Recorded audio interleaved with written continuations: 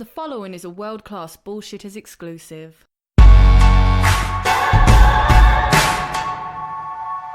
Welcome to World Class Bullshitters, the epitome of pop culture. I'm your host, Jeff Hicks, and with me tonight is the last standing Samoan, Big Rig Nick Utam. Baby, boys and girls, children of all ages.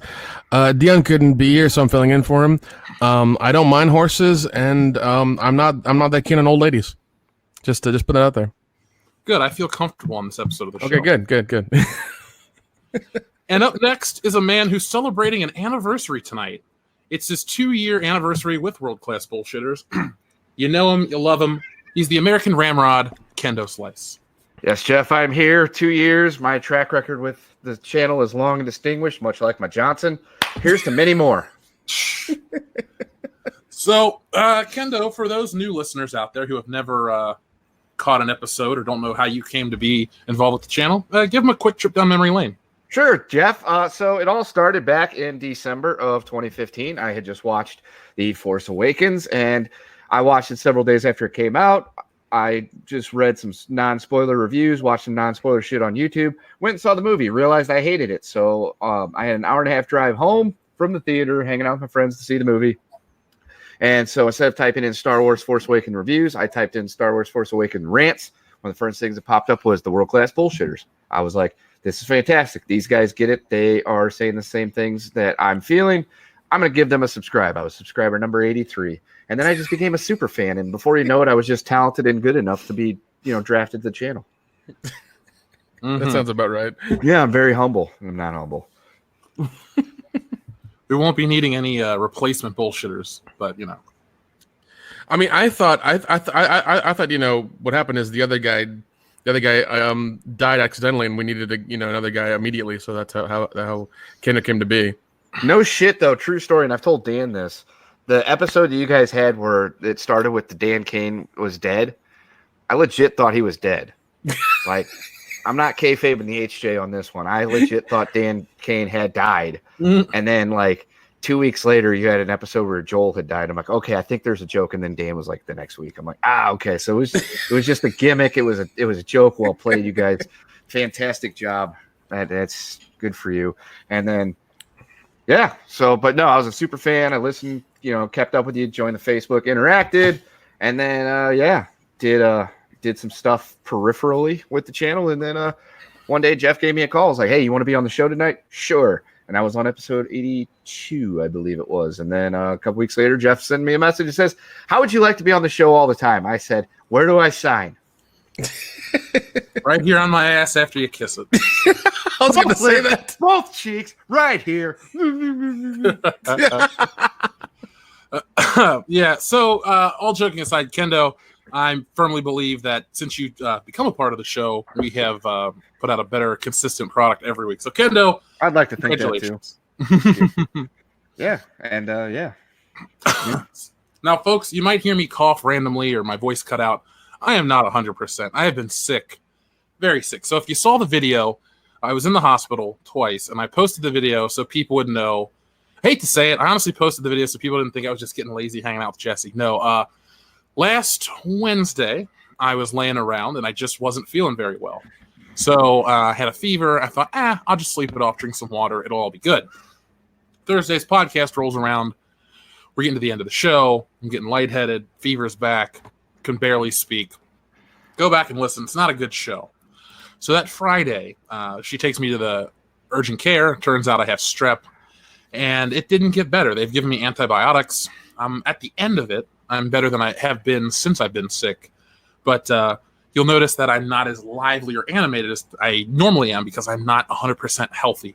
So I will have a video out on Monday. I don't know how the performance is going to sound, but the writing shouldn't be too much of an issue. I'm at the end of this. So for all the people who have reached out, the hundreds and hundreds and hundreds, thank you. I'm doing better, somewhat better. This won't affect me at Horror Hound. This won't affect me moving forward, hopefully tomorrow, because I'm just so over being sick. This is the longest sickness of my life, and it sucks. Hopefully you're better by Horror Hound. Fucking better be. Because I don't want you to be the typhoid Mary of this channel. Nor do I. I mean, it's bad enough Dion's not here because he had a flare up of his herpa hepa hiv. I thought it was herpa simplex 10. Whatever it is, he had a flare up, folks, and that's why he's not here. He's getting Okay, shot. all right. Yeah. Well, at least you're honest with listeners. He's got the itchy and the scratchy. Fight. Yeah. So yeah, folks. So if it sounds a little different tonight, it's not that I've lost my will to live for this show. I'm actually really pissed off the week that we've had in terms of entertainment news with Star Wars and Marvel and Disney faking their SEC reports. Like all the shit I've been saying on this channel for months has been validated this week, and I need to find time to make all my backup videos so I can just point my finger in Disney's face and say, "Ha, told you so." Yeah. From his deathbed, he still laughs at your face, Disney. Yeah. Yeah, I think Disney put something in your coffee. They're trying to take you out. That's what That's happened. right. He is, Disney World of Jace. Or is it Disneyland out there? See, I like to think that we're the most dangerous channel to Disney and the Fandom Menace because I come at them with facts and logic. Yeah, all the time. Oh, yeah. You're always reading the articles. Always put them in the description. Like they're all there. So, And not to keep sucking our own and yours dick about the whole topic, but when something happens and people are like, "Where's the video? We need a video. This requires video." A couple days later, the video comes out because you take the time to research it and get your facts straight. You're not just in there with the camera in your face going, "Oh my God, the SJWs," and start having a rant, reactionary vid that gets old after you see it 6 times one day. So I would like to think that we and you especially do your due diligence to put out the greatest of quality content. Thank you. Yeah, I don't have a dartboard, else you could call me Mike Zero. I thought he had a time machine. No, he's got the clip. No, he doesn't. Future Star Wars content.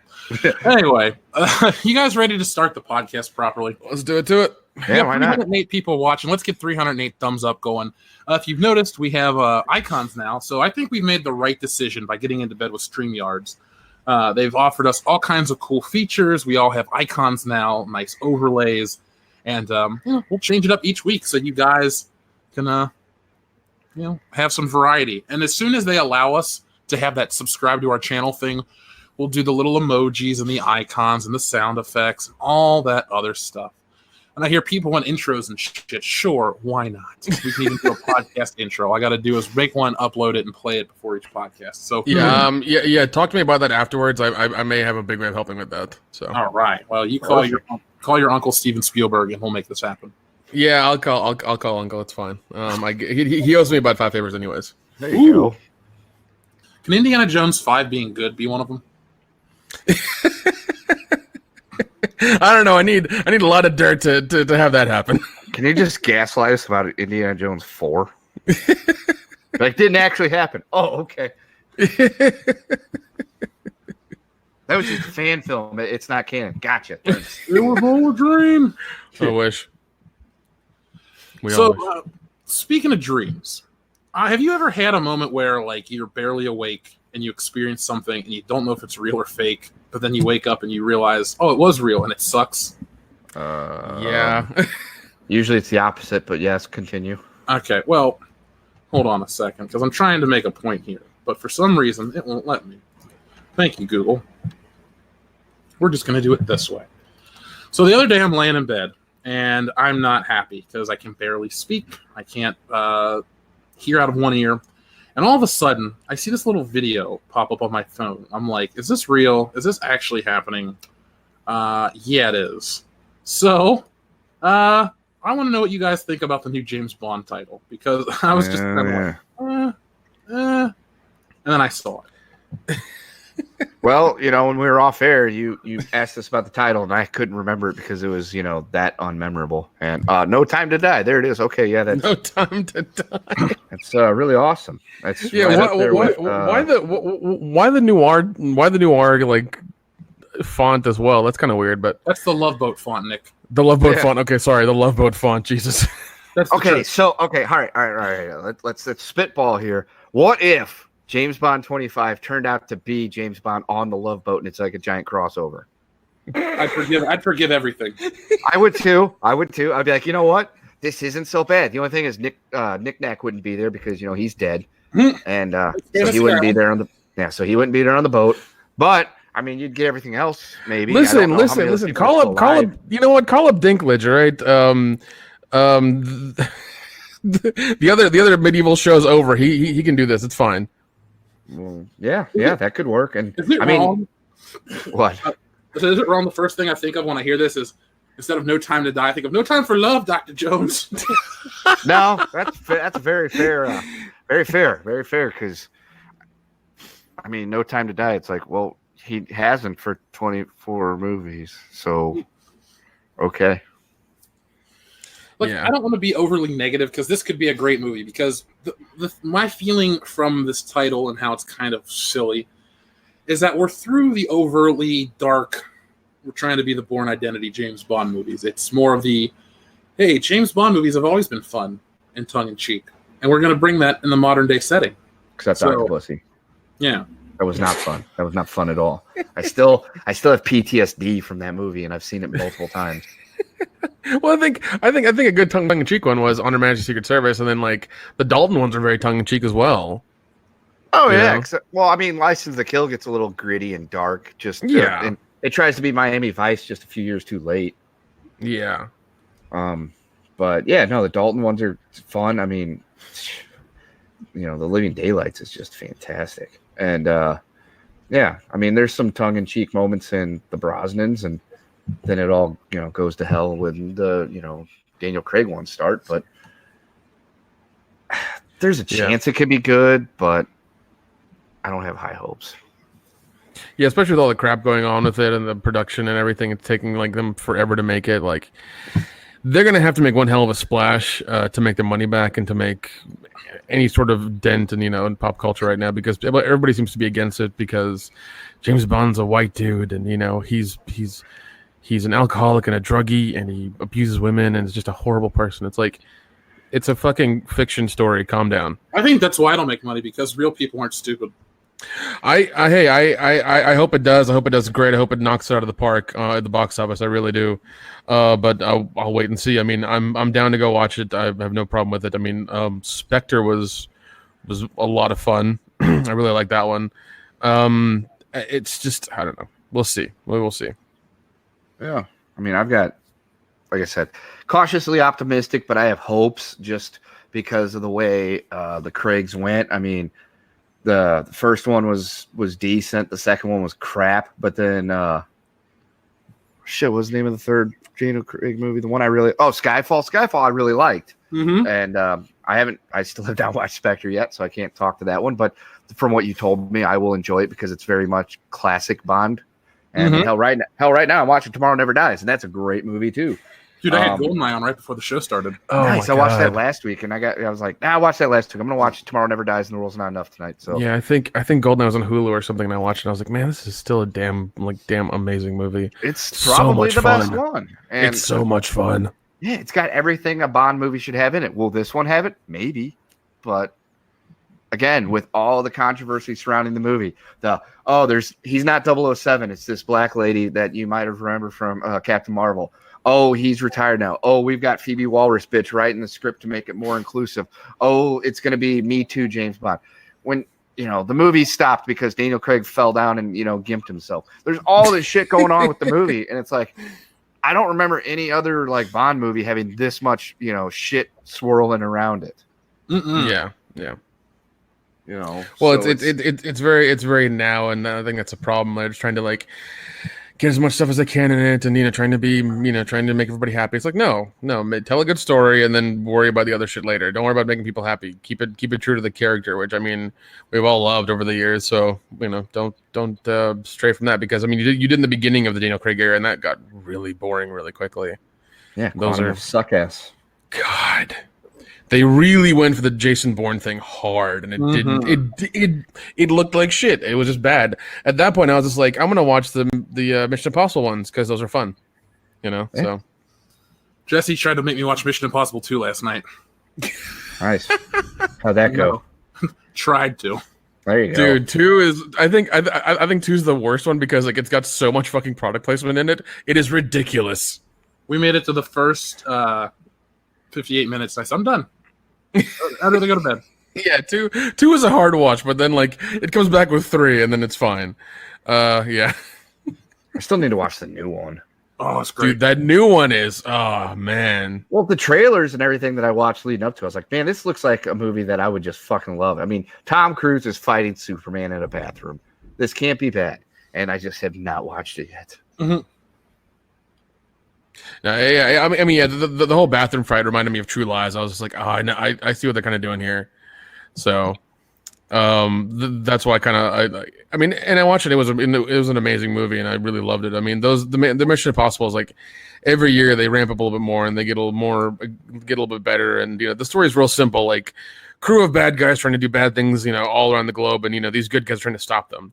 And they have like elaborate schemes and just like nuclear weapons and remotes and robots and all kinds of weird gadget shit. That's so much fun to watch. It's all ridiculous and just so much fun. All right, folks. Well, that's our section on the James Bond title. So we got 474 watching. Let's hit that thumbs up button 474 times. And before we move on to our next segment, which is about the title, Spider-Man. Because, that's the big thing everybody wants to talk about. Let's read some super chats because we have quite a few. Zaire sent in two $10 ones, so thank you very much. He says, Marvel and Disney seeking total control of my father's creation must be checked and balanced by others who give genuine respect for Stanley and his legacy. That comes from Joan Lee. And then Zaire also says, from day one, they've commoditized my father's work, never shown him or his legacy any respect or decency. No one could have treated my father worse than Marvel and Disney. And again, that comes from Joan Lee. Now, Zaire, what I'm going to do, as I read these in order that we get them, I'm going to go back and reread yours when we get into the Spider-Man topic in just a moment. So I don't want you to think that I'm brushing past yours. I'm going to go back, give them the full respect they deserve, because I've been really angry about the whole Spider-Man thing. And I have a lot to say. That's why on Monday's video, it'll be more well thought out. So thank you. And I will go back. TLJ Screwjob says, is the WCBS crew going on the 24-hour EFAT 50th special? They've been around for 50 years? Yeah. Damn. I did not know that. Invited. So, no. Yeah. Marathialine is back. He says, sup, guys? Sup, Marathialine? Hello. Darth Primus says, we need to kidnap Tom Rothman, Avi Arad, Amy Pascal, and replace them with Skrulls under Kevin Feige's command. I don't know. I think there might be some contract problems there. Yeah. I don't think Sony's the bad guy in all this. Yeah, I kind of don't either. And I have. Wait, once you get to asking us about that whole thing, I have an idea about that. Yeah. When we get into the meat and bones of the Spider-Man thing, I've got some thoughts on it too. Cool. It's just going to be a second because we. TLJ Screwjob says Jeff's new pick. Get back in the basement, Harrison. I can't tell you the context of that picture. No, and I can tell you that I am the cool guy in that one that bosses the man around. Yes, in your amazing outfit. Dude, I fucking love that. And people keep, like I said, my friends always ask me, like, why are you dressed like the Tick? I was like, I don't even know. They're like, how can you not know? I'm like, because I haven't asked. I want to read it. You should want to read it too. And for only $49.99.99, I can get you a copy. Don't worry, we'll have a second printing and everything will be fine. Oh yeah. Or you can buy my copy for 6 installments of $59.99.99. Jeez. Dr. Coffinails with his listen to Dr. Coffinails' most meta super chat ever. Bad Bond title number 26. No Time to Die. Damn. Oh. I mean, he's not wrong. Death Trooper 637, thank you very much. He says, Jeff, you son of a gun. Glad to see you're okay. Almost there, man. Thank you, though. Been away on vacation to Disneyland. Galaxy's Edge sucked, FYI, but I'm back now. Here's this to help out. Well, thank you, Death Trooper 637. You weren't too far from me. So for those who don't know, I'm still in Southern California. Not for too much longer, but if you're going to be hanging out with us in the Midwest at Horror Hound, Indianapolis, the 6th through the 8th of September, Yes. I will be there. Yes. Go to their website, what is it? Isn't it just horrorhound.com? I think so. Horrorhound. Yeah. It's horrorhoundweekend.com, I think. Okay, yeah. Go to horrorhoundweekend.com and you can get all the information on where it's at, where it's located, what times the convention is open, and we will be there. You'll also get our also look through the the photo section. We have our photo shoot happening. We also have our 2 panels happening, I think, Saturday and Sunday. So go ahead and, get those. Yeah. Yeah. If you want to see us, find those times. We will be at the tables during that time, and you'll be able to meet us and hang out and talk and, bring Jägermeister, and I'll be your friend. Yes. Admiral Tiberius says, imagine being the Disney assassin who breaks into Jeff's house, only to be beaten to a pulp by a 6'7" Muff Daddy. You guys are awesome. Keep it up. He ain't 6'7". 6'6" on a good day. That's what I like to say about myself too. But Scott Eckert says they should call up Dr. Coffin Nails for the new Bond title. well, I think they did, and he made a joke, and they're like, "This is great shit. This is good," and it's like, "Wow, unremarkable, fantastic, thank you." So good job, Dr. Coffin Nails, for giving them an idea. McKinney90, thank you very much. He says, hey, Jeff, good to hear you're feeling better. Keep on the world-class bullshitters, guys. We will keep on keeping on. We love what we do. Right. Ain't no stopping us now unless, the entire grid goes down. And I can't breathe or something. Yeah.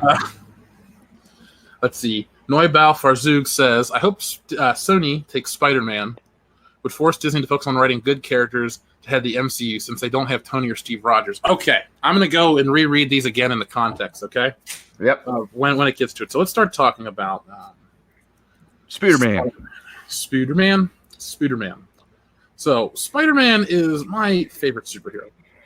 To be a Spider-Man fan in the modern setting is kind of interesting in a good and a bad way.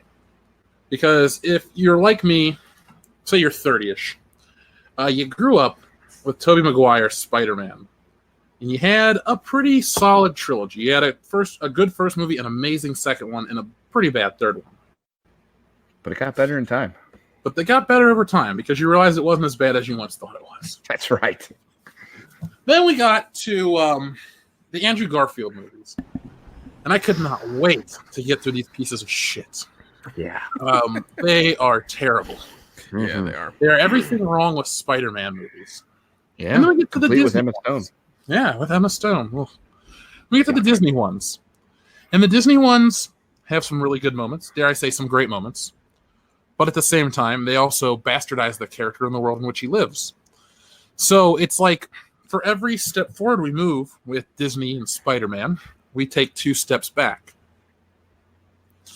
I have always had a love-hate affair with the Tom Holland Spider-Man movies. Not him, personally. I think he's fine. He's the second best Spider-Man we've ever had. I liked Far From Home. I gave it a good score. I saw it opening night.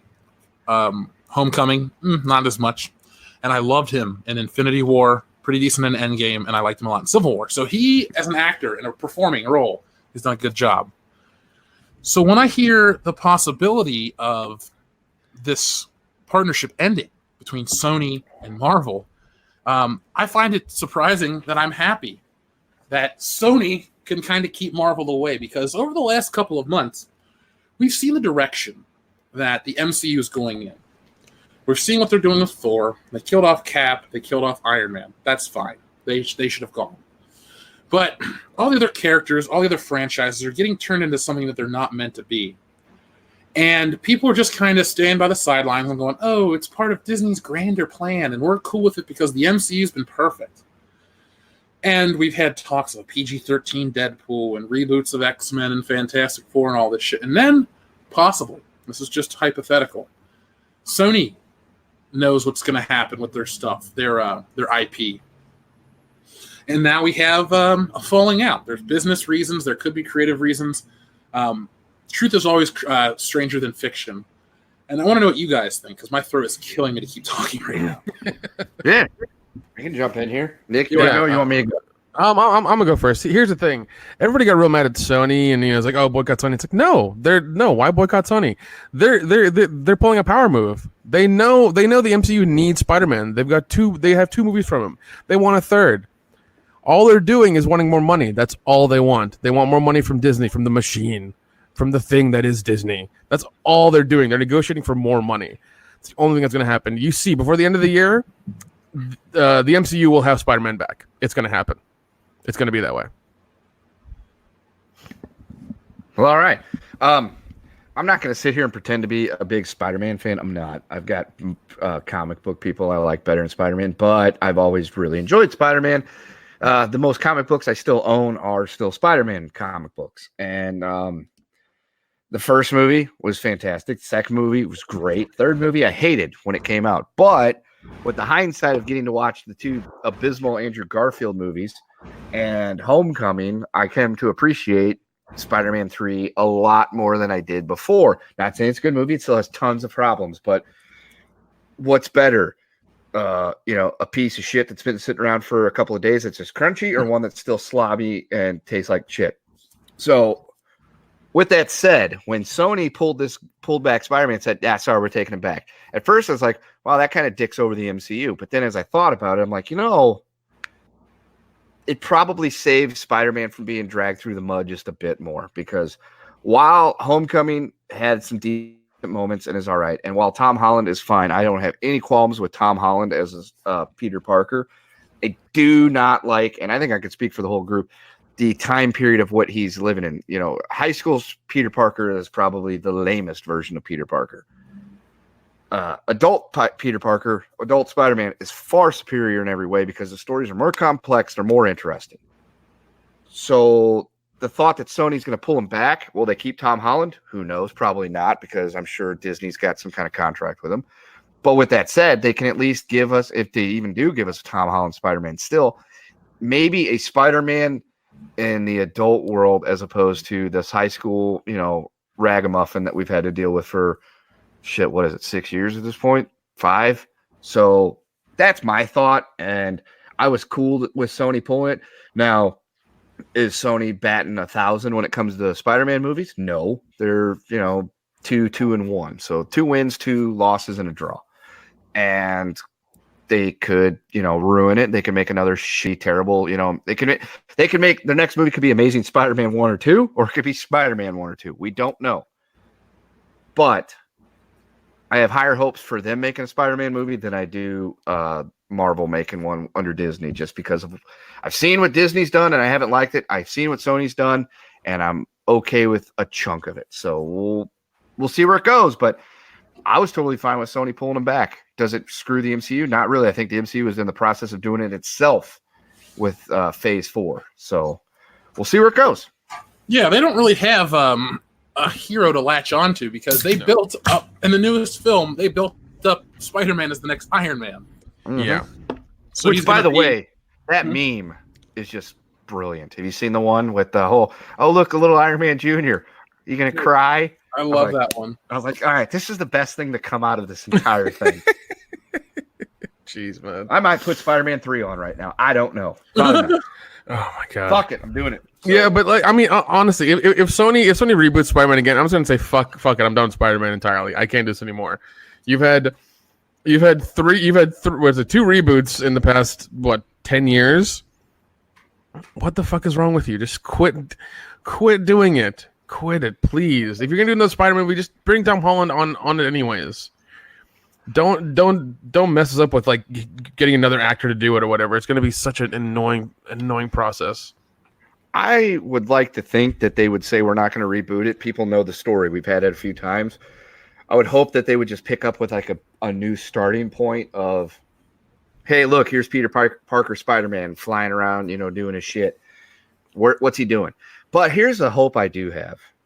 So we've got a Venom movie out of it. I have not watched it yet. I've been hesitant to do so. I've heard good things. I've heard bad things. I don't know. I'm going to let Jeff tell me whether or not I should watch the Venom movie. I haven't seen it yet. Oh, fantastic. Well, maybe what we should do is once you get a little bit better, we should watch it together for the first time ever. We will pop our cherries on the Venom movie, and we'll do it for the Patron. All right. So, anyway, as Jeff knows, Venom is one of my favorite characters in the Marvel world. He's not a Venom fan. I think Venom's great, mainly because he kills and destroys and gives no fucks. Although then he has a face turn after a while and becomes a kind of an anti-hero good guy. I'll take it or leave it. Anyway, they've got a Venom movie under their belt. Here's what I'd love to see them do with it, which they probably won't, because this is a great fucking idea. They start the Spider-Man franchise over again. They got Spider-Man doing his thing. While on the flip side, they've got Venom still doing his things.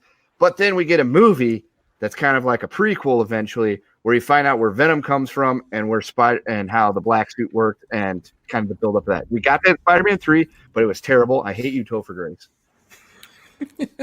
But I would love to see like a 3-movie saga about where the black suit comes from, a good story about how this black suit really came about, not that it just showed up one day in an asteroid. And, the build up to where Venom comes from. And then, down the road, you could, bring Carnage into it and all that other stuff. There's all these possibilities. If Sony, who owns both properties, does things right, they can make this really good. Will they? Probably not. Mm-hmm. Because we've seen what they can do with movies. Ghostbusters. Well, the new one's coming out next year, and I'm still on the fence on that. Even though I'm keeping up with it, I'm keeping up with the production stuff real tight.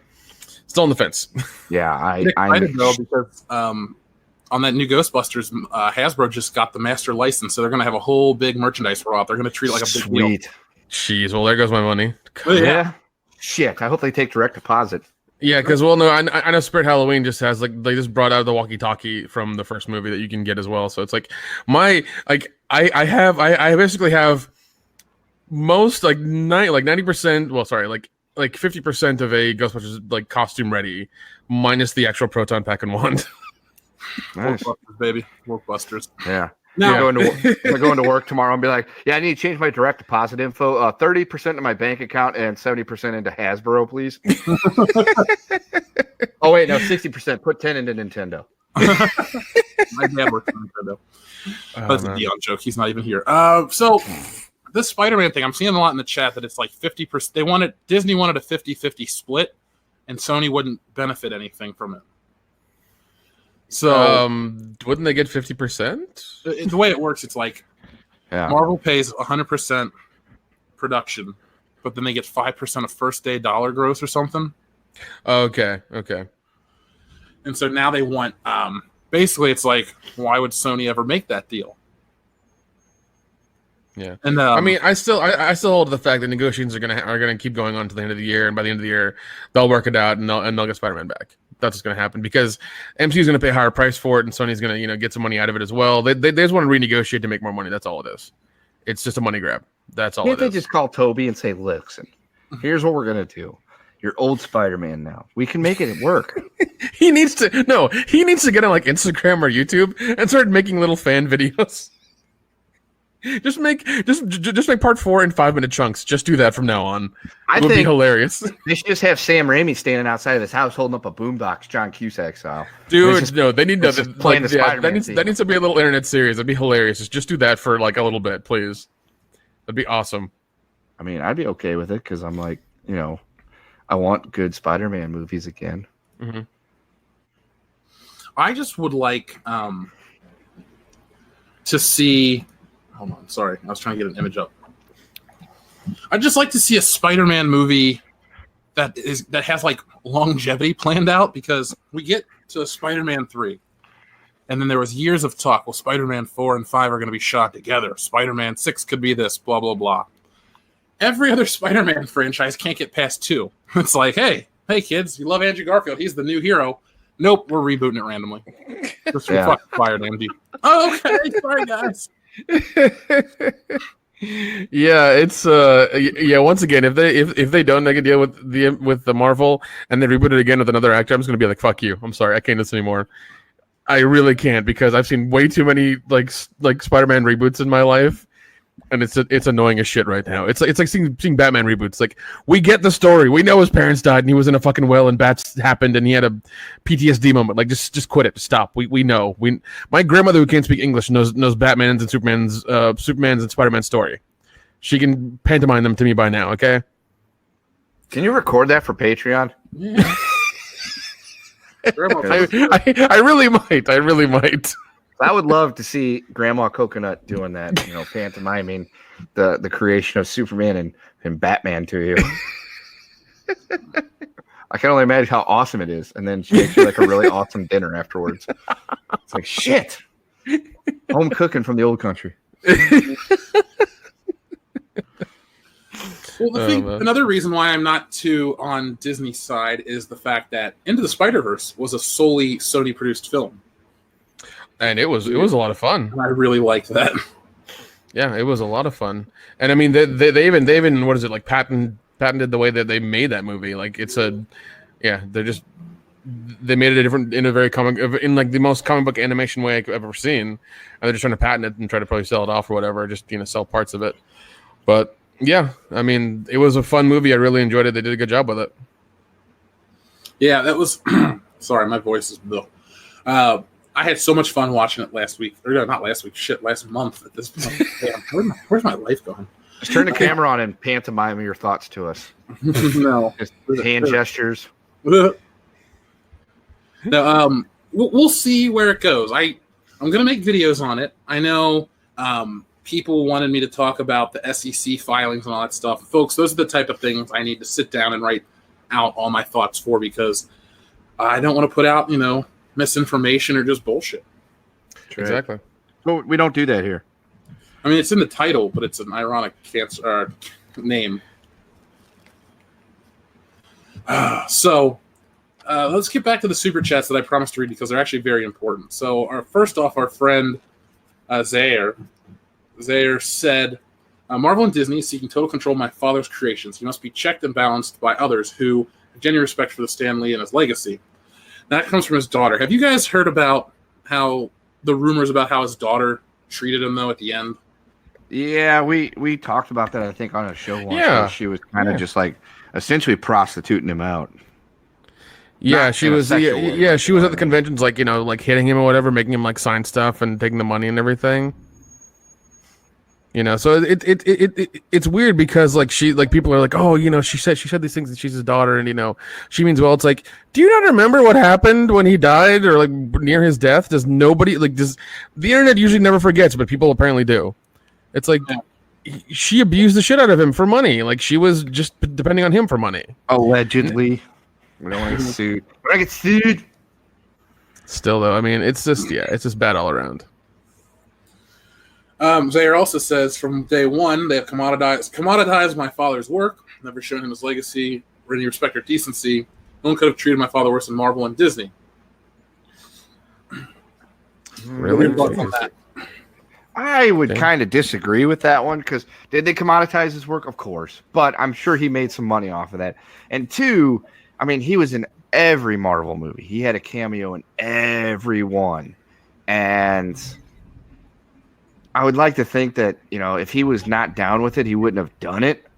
And to say that, they never showed him the respect that he deserved, I kind of disagree, because they kept making his movies. Yeah, they made money, but again, he had to have made some kind of back end off of that. Oh, yeah, definitely. The fact that he appeared in the movies, he probably signed off on them, probably was there during filming. I don't know this because I wasn't. But that part I kind of take a little bit of a grain of salt with, because it's like, I can't think that that's exactly how it went down. If anything, that's kind of putting down Stan Lee, saying, oh, he couldn't, take care of himself. He couldn't, say yes or no to these things. He just kind of gave it away and just let them destroy it however they wanted. No, I don't think that's how it went. Yeah, exactly.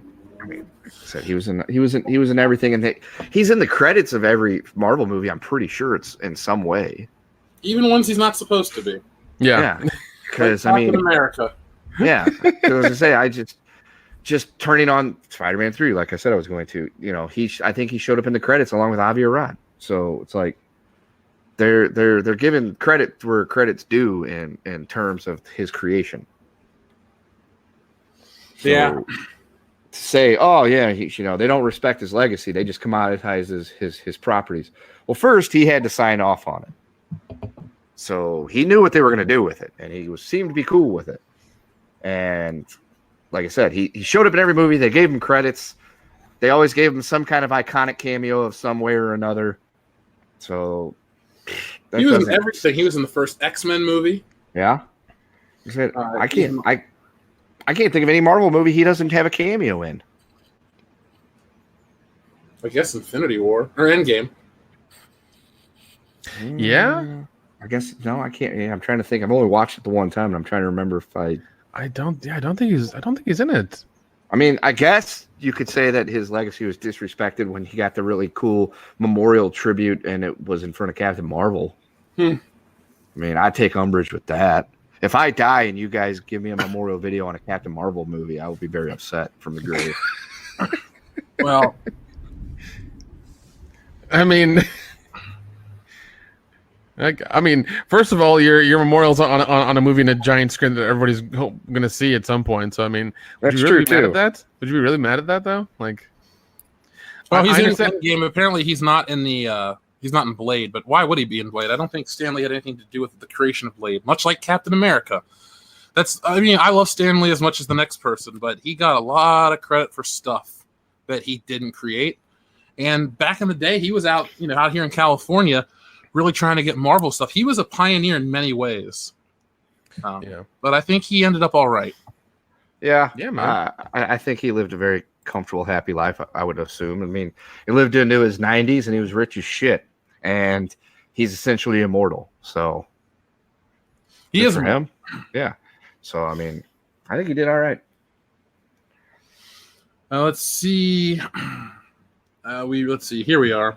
Jeff the Iron Wolf says, "Hey guys, see you at Horror Hound. Wife and I have tickets. I have some big news to share with you guys."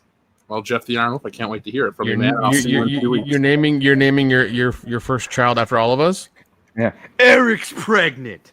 Eric. He's gonna be a soccer player. Who is he?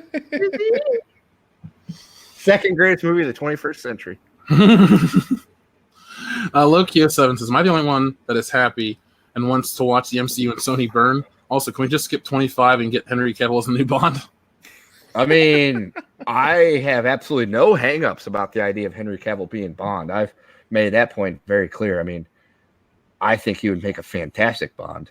Oh yeah, definitely. He's my number one choice. Yeah, man. I was gonna say he's my number 2 choice behind Tommy Wiseau. Yeah, I don't see that happen. once Netflix cancels The Witcher after season 2, he can do Bond.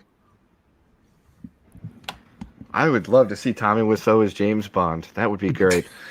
No, just make him hi, Q. Mark. Just make him Q, and have him describe everything to James Bond. I have vodka martini, shaken, not stirred. I'm fed up with this world. I'm fed up with this world that is not enough. Why do I have to die twice? He would have so many great "you betray me" moments. Because, Oh my god! can you imagine him in Goldeneye when he goes? He's in that little he's in that area with the statues, waiting to meet up with what's his name and Trevelyan. well, he's meeting somebody else, but Trevelyan shows up, and he shows up, and Giannis is standing there, and he's like, "Giannis, oh, you're Trevelyan, you betray me." You just chicken. That would be God. Can you imagine how much better that scene would be? It would be so ridiculous. I'd love it. And in It would every be- Bond it would movie, be it would be an instant classic. I'm sure a lot of people would hate it, but goddamn, it would be an in instant every classic. Tommy Wiseau Bond movie, the main bad guy has to be played by Greg Sestero. And a variety of disguises and makeups. Oh, that'd be fun. That'd be fun. That would be amazing. And the guy who played Danny has to be his henchman. Yes. He just Thomas Haldeman or Philip Haldeman or whatever his name. Yeah, he just plays Odd Job in every movie. In every movie, he just shows up. He's Denny the Odd Job. Oh, that'd be awesome. Patent pending. Don't take our idea. Vodka. What do we have? A Scotchka martini, shaken, not stirred. Yeah, Scotchka Martini. That's true. That's true. Ugh. MI6 has moved to a hospital on Guerrero Street. That's their black site. Yeah. Jason Green says, "I lost our contract, so my job is gone, but I got another one fairly quickly. Now I can still send Dion horse porn. Love you, Dion." Oh, fantastic. Cool. Send that to Awesome. him directly. Don't send it to all of us. Please don't send it to the email worldclassbs@mail.com, thebestmail.com. We don't want to see that. Just send it to Dion. Yeah, and just care of Dion J. Green. That's right. He's the only one that would get off on that. The rest of us would be. Is the J for Jackson? No, the J is for job, as in he owes lots of hand jobs. He's not here to defend himself. It makes it even better. I know. Darth Tico says, "What up, boys? What up, Darth Tico?" Howdy. Dennis Smith says, "Have you heard about Disney committing tax fraud?" I've heard all the rumors. That's going to be a separate video. Yeah. So rumors and innuendo. But I mean, have we not talked about like how do these movies make $1 billion so quickly? Especially Captain Marvel. Captain Marvel. You know, the one that most of the theaters were not sold out, but they claimed they were. Yeah. Yeah. Random shit like that. Yeah. You know, there's a lot of smoke, so there's got to be a fire somewhere. Oh yeah, man. Here's a sad message, but I love it. Ooh. From Crossbreed Azure, when it says, "When you realize J. Jonah Jameson has been in more Spider-Man movies than any other Spider-Man." Oh. I'm not mad about that though. I love the J. Jonah Jameson character since the first Spider-Man. I've loved that character so much. Yeah, dude. J.K. Simmons nails it too. Oh, every time, dude. He's just like he's up there. He's like at an 11 every time. And dude, you know he loves the shit out of that character. That's why he's like, all right, I get to do this again. Fuck yeah. Yeah. Wait, I get to be an arrogant prick. I'm done. I'm sold. And the thing is, I'm trying to think of a role I've seen J.K. Simmons in that I've been like, man, he didn't do so good in this one. I can't think of any. He was an amazing fucking prison skinhead, not neo-Nazi in Oz. I mean, you watch him as J. Jonah Jameson, then you watch him as a guy on like Law and Order, then you know he's the yellow M&M, and then go watch Oz, and it's like a total mind, you know what? Like holy shit! Like in the first episode, like he gets this guy as a cellmate and burns a swastika into his ass. It's like Jesus, this guy's going ham, dude. Oz is a great show. If you get a chance to watch that, it's fantastic. Yeah, well, I need to watch that in The Wire. I have so many lists of shows I need to like, you know. The Wire is probably one of the greatest television shows ever made. That's what I hear. But yeah, Oz is up there. It was pretty good. And he's in it, and he's a very integral character, and he is just fantastic. Yeah, well, I mean, like the man is so like even keel in a lot of his roles. It's weird to see him to be. It's kind of weird to imagine him like as a skinhead in prison doing that. It's like that's it must be terrifying of him just like staring at you, like being like that, and like you know, he's that character. It's like that's kind of scary. Yeah, and Mayhem's in that TV show too. The guy from the Allstate commercials. Okay. Yeah. One of the henchmen from John Wick. He's in that. He's fantastic as well. Oh God. Just it's a great show, and my favorite Ghostbuster is the prison warden.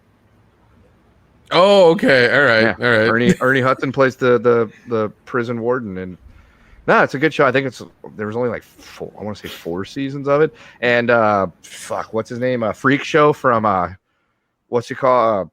Harold and Kumar. Christopher Maloney. What's his name? Yeah, he's in it. He is fantastic as well in that movie or TV show. It's a great show. I recommend it. Oh my God, Christopher Maloney, dude. Oh, so underrated. Love that guy. Yeah, I think I might. Him. It's funny because him and the cash cab guy like look the same and almost act the same. It's weird. Uh-huh. Yeah. Like they look and act the same. It's kind of strange. I wish they would have like a buddy cop show or movie together. I would watch it all day. Yeah. So that's Oz. Put Oz on the list, Nick. We need to sit down and watch Oz. Oh yeah, definitely. That's gonna happen. But anyway, back to the super chat about J.K. Simmons and J. Jonah Jameson. I mean, yeah. I think it was the best thing. The best part of that movie for me was seeing him come back. And to have that taken away hurts just as much as if he'd never come back. Yeah, and I mean, especially I think we were doing a Patreon thing for it, and you had me watch like the latest scene of him in the outfit, like, on his desk, whatever, and I thought that was the funniest thing ever. I still like tear up laughing from that when I watch it now because it's so ridiculously funny. Because that character being in the outfit and doing the whole thing is just like it's entirely ridiculous, and I love it. It's just it's perfect. I'd say that's the best comic book movie casting. Yeah, definitely. No question. Brackman over Robert Downey Jr. I'm going to go J.K. Simmons. Yeah, because he captures the essence very well. Oh yeah, man. It's just ridiculous how well he does it. Which just shows you how great of an actor he is. He can play that role. He can be the yellow M&M. He can be the leader of the Aryan Brotherhood in a prison, burning swastikas on the dude's asses. And you believe that he's that much of a dick. Yeah, because he's that good of an actor. He's just Yeah. so damn good. You can believe him as a lawyer in Law and Order. He's great. That's crazy, man. That's crazy. I think we should nominate him for channel like patron saint actor. J.K. Simmons. Yeah.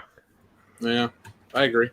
Yeah. I have no problem with that too. Can we also get oh god. I don't know why I forgot his name all of a sudden. Holy shit. Fuck. The Thing and Big Trouble in Little China. Oh, Kurt Russell? Thank you, Kurt Russell. How could you forget the American treasure that is Kurt Russell? I'm sorry. I went like I thought of his name and then you said something and then I blanked real hard. I was like, what happened? Your penance is you have to give us 10 Hail Kurt Russells. Hail Kurt Russell. Hail Kurt Russell. Hail Kurt Russell. Hail Kurt Russell. That's good enough. People are getting bored. Okay. I was committed, damn it.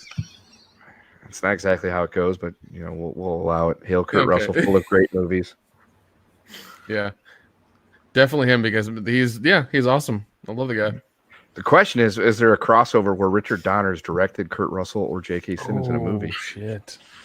I mean, we can make it happen, but John Carpenter's got to be involved too. Yeah, they could be co-directed. He can do the music. It'd be like an anthology thing. Oh my god. Ooh. Folks, if you want to see that, go ahead and just send us, 6 installments of $29.99 to, world class bullshitters the PO box. Oh man. By the way, the Grand Inquisitor, who's a part of our wrench brigade, says 630 watching and only 270. Get those numbers up, folks. Yeah, get those likes up. Yeah, dude. For every like you give us, Kurt Russell feeds a starving child. Yeah. Goldie Hawn loses a wrinkle. Yeah. Still, the Christmas movie he did last year, gold. Damn gold. It was so good. Had the entire family was over for Christmas. We watched it. Everybody loved it. Everybody loved it. Well, I'm gonna watch it this year. Yeah, dude, it's amazing. It's so much fun. It's literally Kurt Russell just having fun. That's all it is. I like the idea of Kurt Russell having fun. The man deserves it. He's given us so many great hours of entertainment. Mm-hmm. Oh yeah. And for every like this channel gets on this video, we get closer to Tombstone 2 Doc's Revenge. I would love to meet him at a convention and just be like, holy shit. Yeah. Be like, dude, when I think about great actors, you're up there. I'm not going to kiss your ass anymore. Please sign my copy of Tombstone in triplicate. Because I'm probably not going to meet Sam Elliott. I'm definitely not going to meet Bill Paxton. And I'm not sure what Val Kilmer's doing these days. So if you could just... He actually did a convention in Atlanta. He did one. He did it, what was it? Atlanta Comic-Con. Who? Pronouns, pal. What? You said he. He is in Kurt Russell or he is in Val Kilmer? He is in Val Kilmer. I'm sorry. Okay, thank you. No, if Kurt Russell comes anywhere near me, I'm telling you guys immediately, right? That's going to happen. Like to think so.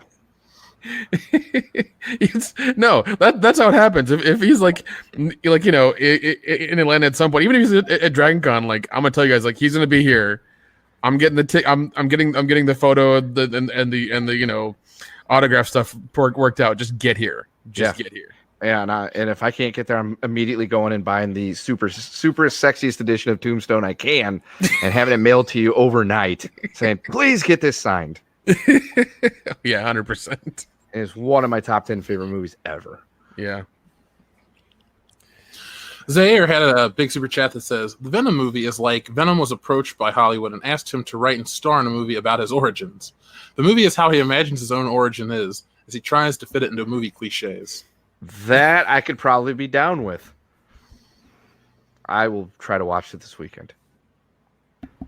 I have access to it on a Plex server. I just don't have time this weekend. Okay. Yeah.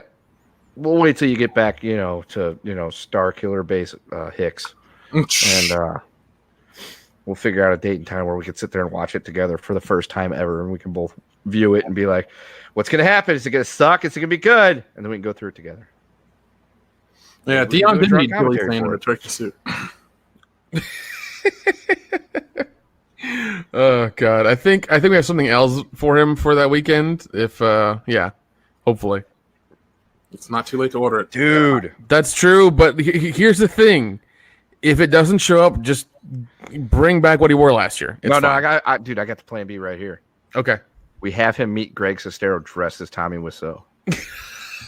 Complete with the 2 belts that frame his ass. Oh my god. Yeah. Tell me that wouldn't be awesome. Oh man, I wonder how many people are gonna be dressed as Tommy Wiseau meeting Greg Sestero. A lot.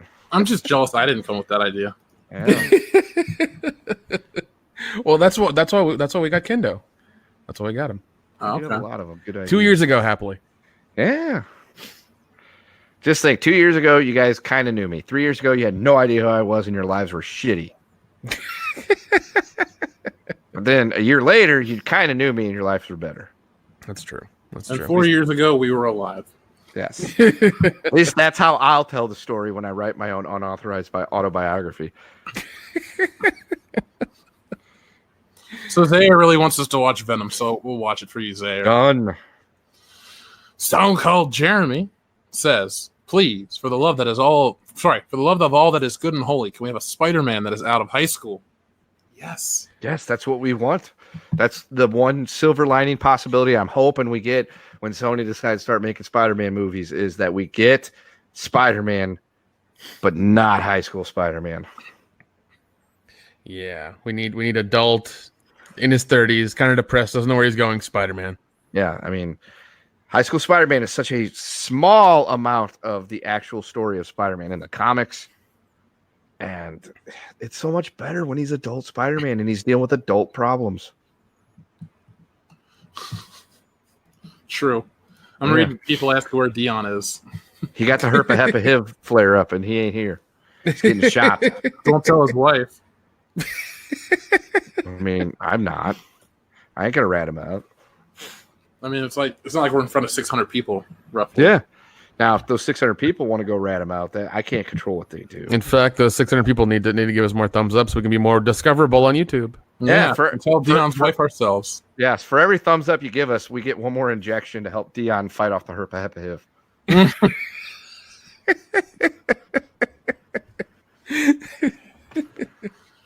Oh my god. Bikini90, thank you very much, says, although I don't have a lot of faith in Sony, I feel like the past few months have been pure karma for Disney. They're a company with great power, but not a single ounce of responsibility. Oh, bust out Spider-Man lines. Oh no, definitely, man. They, with the whistleblower thing happening, them losing money, this whole thing with Spider-Man. Yeah, they're starting to really feel the clamp against their nutsack. It's happening. Shh. It's a hell of a way to describe it.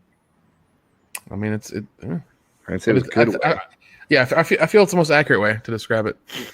I was just going to say there were some cracks in the wall, but you had to go there. Yeah.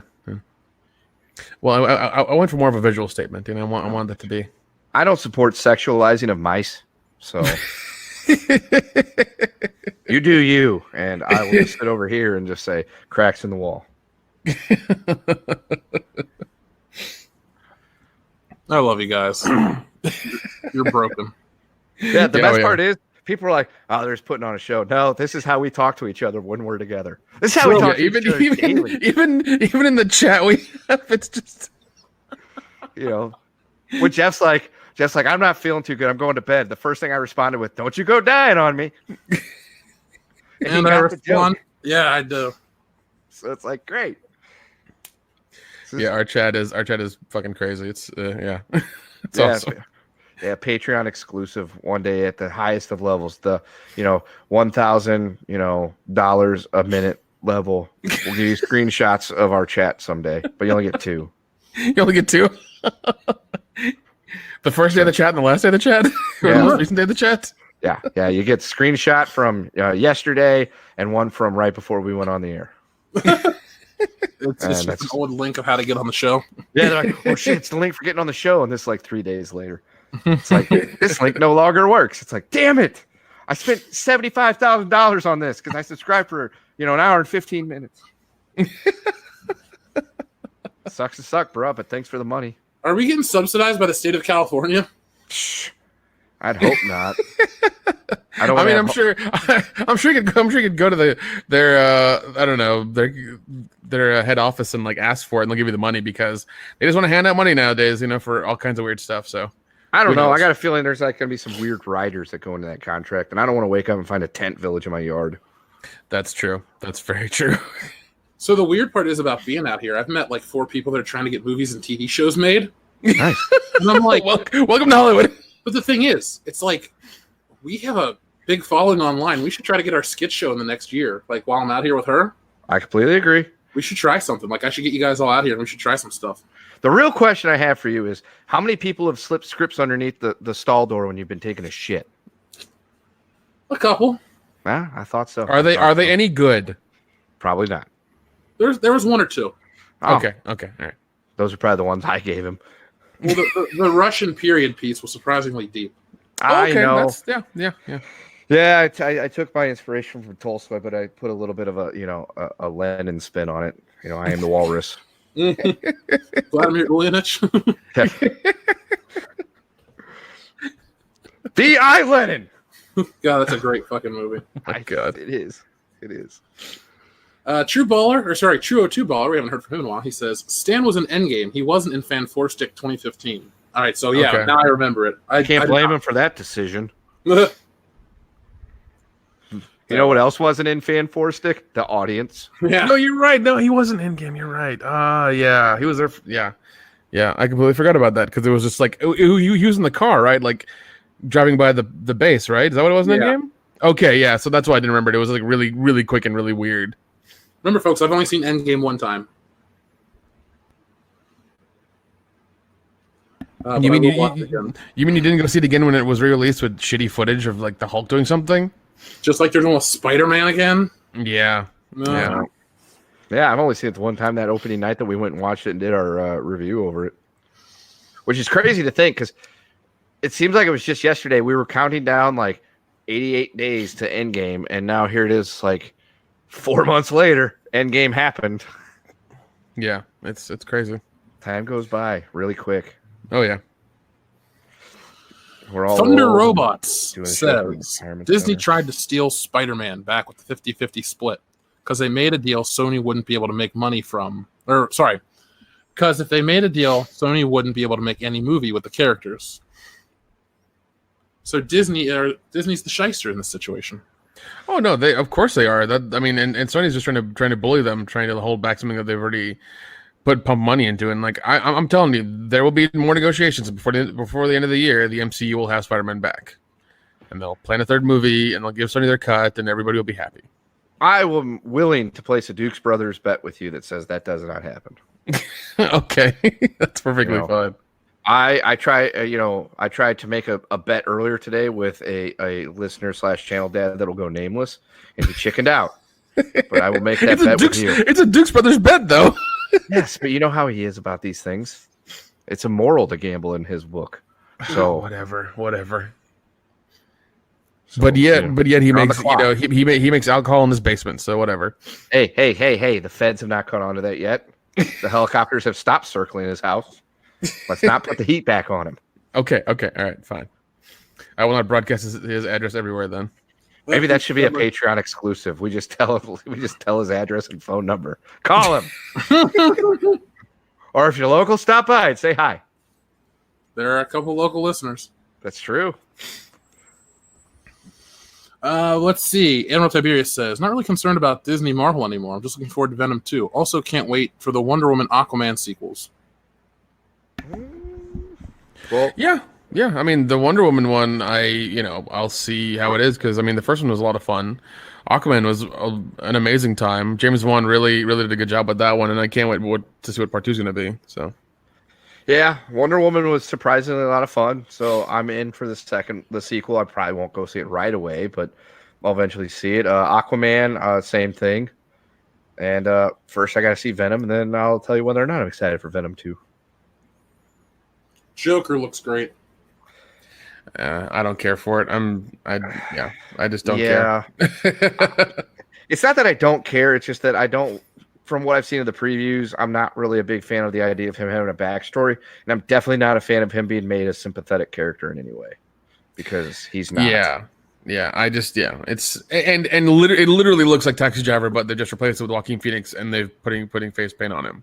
That's That's literally the what I'm getting from the trailer, and I'm just like, I don't care.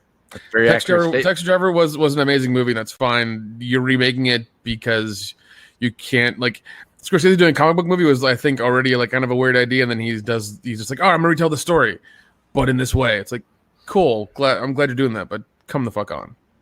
Remember, it's Todd Phillips directing it.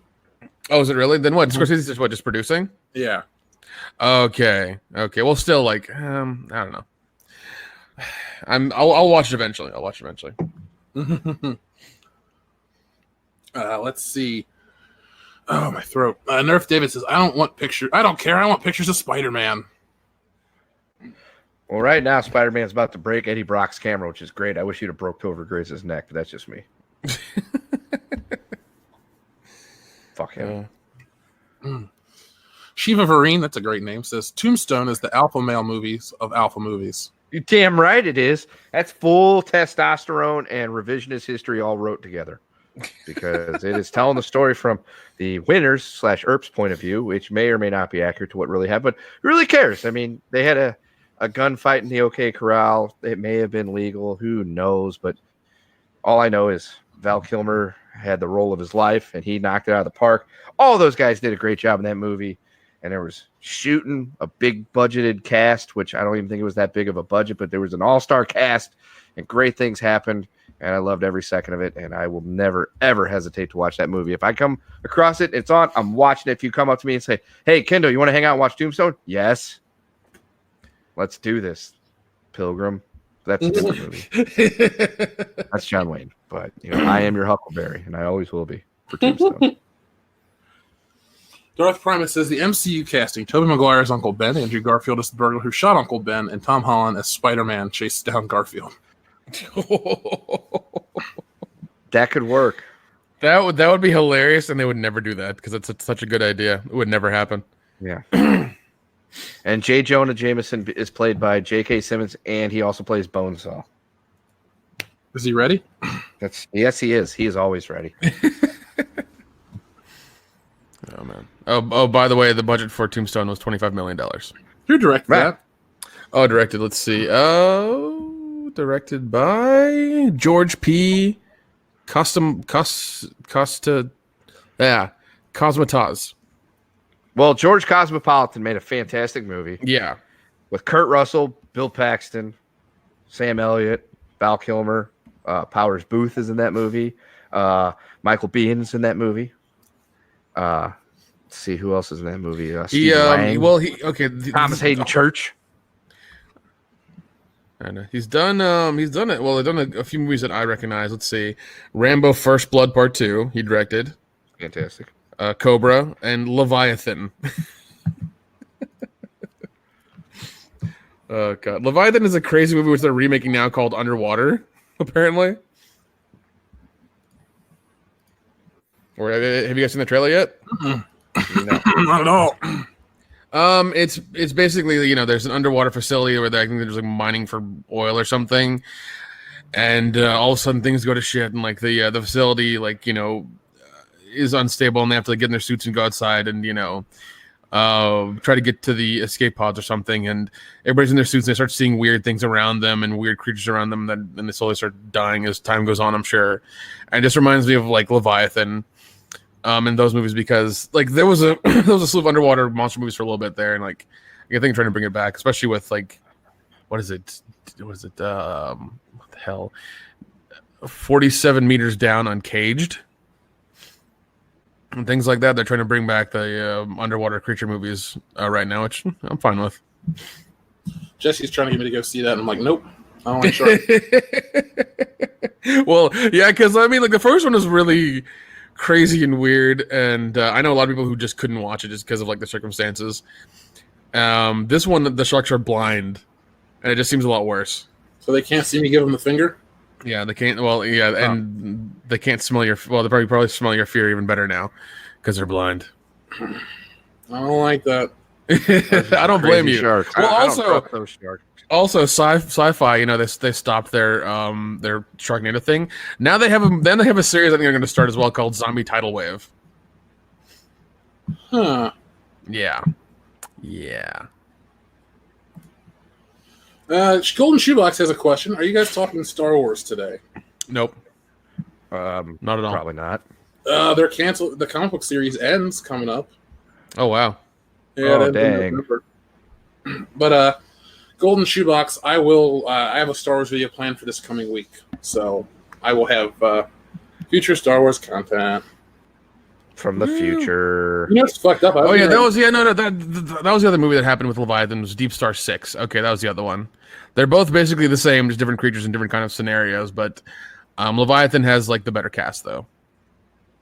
I was getting ready to say, hey guys, it's getting late. Let's close out the show. It's only been an hour and 9 minutes. Yeah, it has. Yeah. We're still going. Yeah, my throat's just like.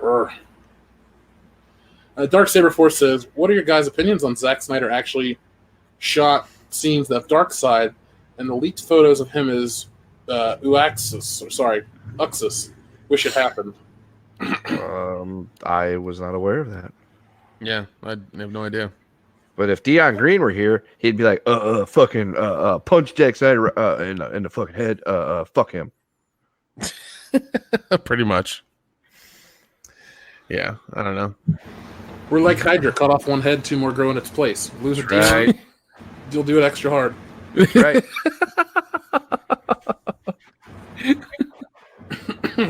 I would like to think we're doing just fine. I'd like to too.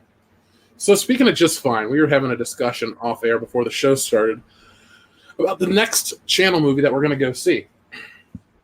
Oh yeah. What were you guys hearing about it? It's basically, you have that conversation that you had before I said, "Hey, we got to start the show." Okay, Chapter 2. Kendo was going over some stuff about it.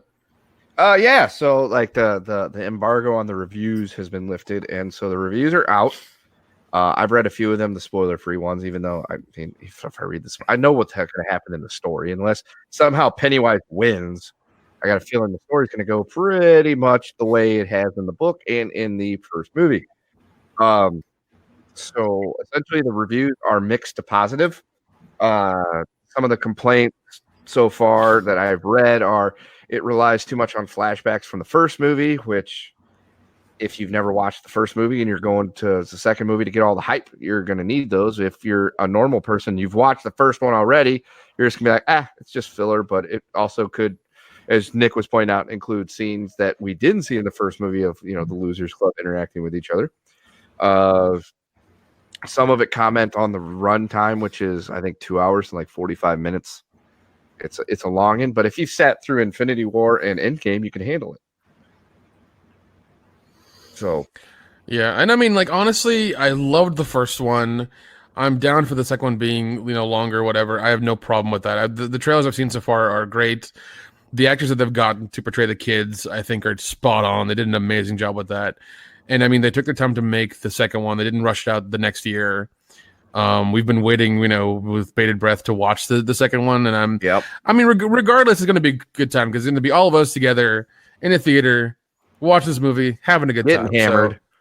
Getting hammered, having a good time. So, it's going to be a good time regardless, And I think I think we're going to really enjoy it. So. Yeah, I mean, the first one completely caught me off guard. I did not expect it to be nearly as good as it was. You guys talked about how good it was. I ran out and saw it. I was in love with it. I was like, this is fantastic. This is what horror movies should be about. It's not about the blood and guts and some dickhead in a mask trying to get you to saw off your foot.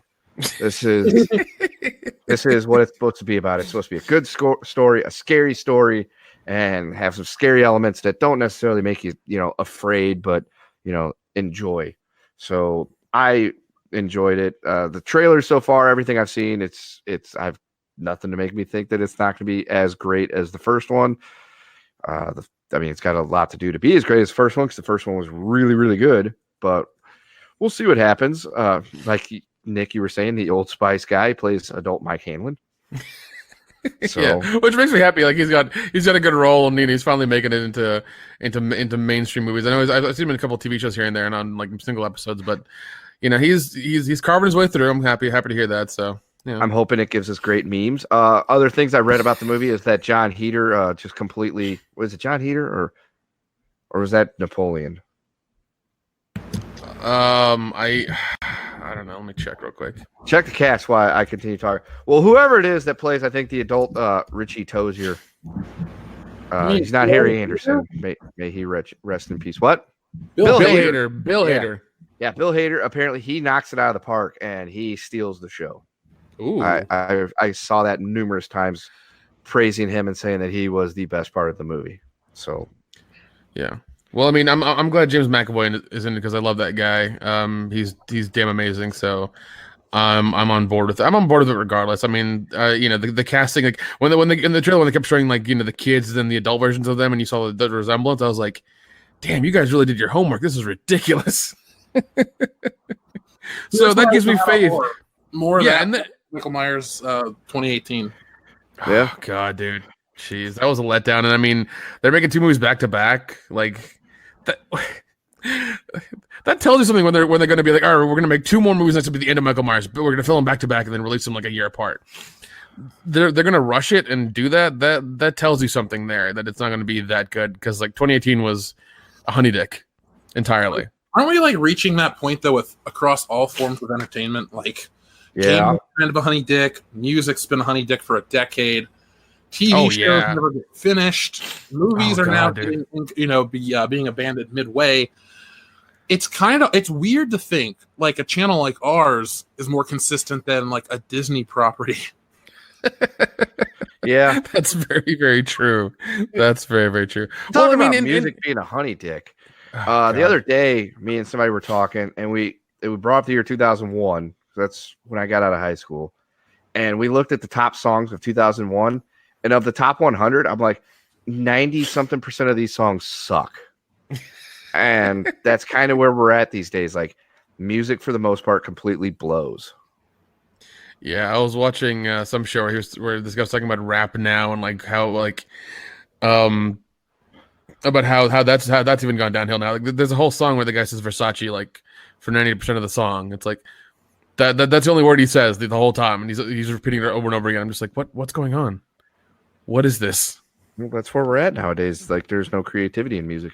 It's all just the same few pop lines notes put behind very, very shitty, crappy pop verses. Yeah, and all these new rappers look like Wi-Fi, like weird Wi-Fi names you see in apartment complexes.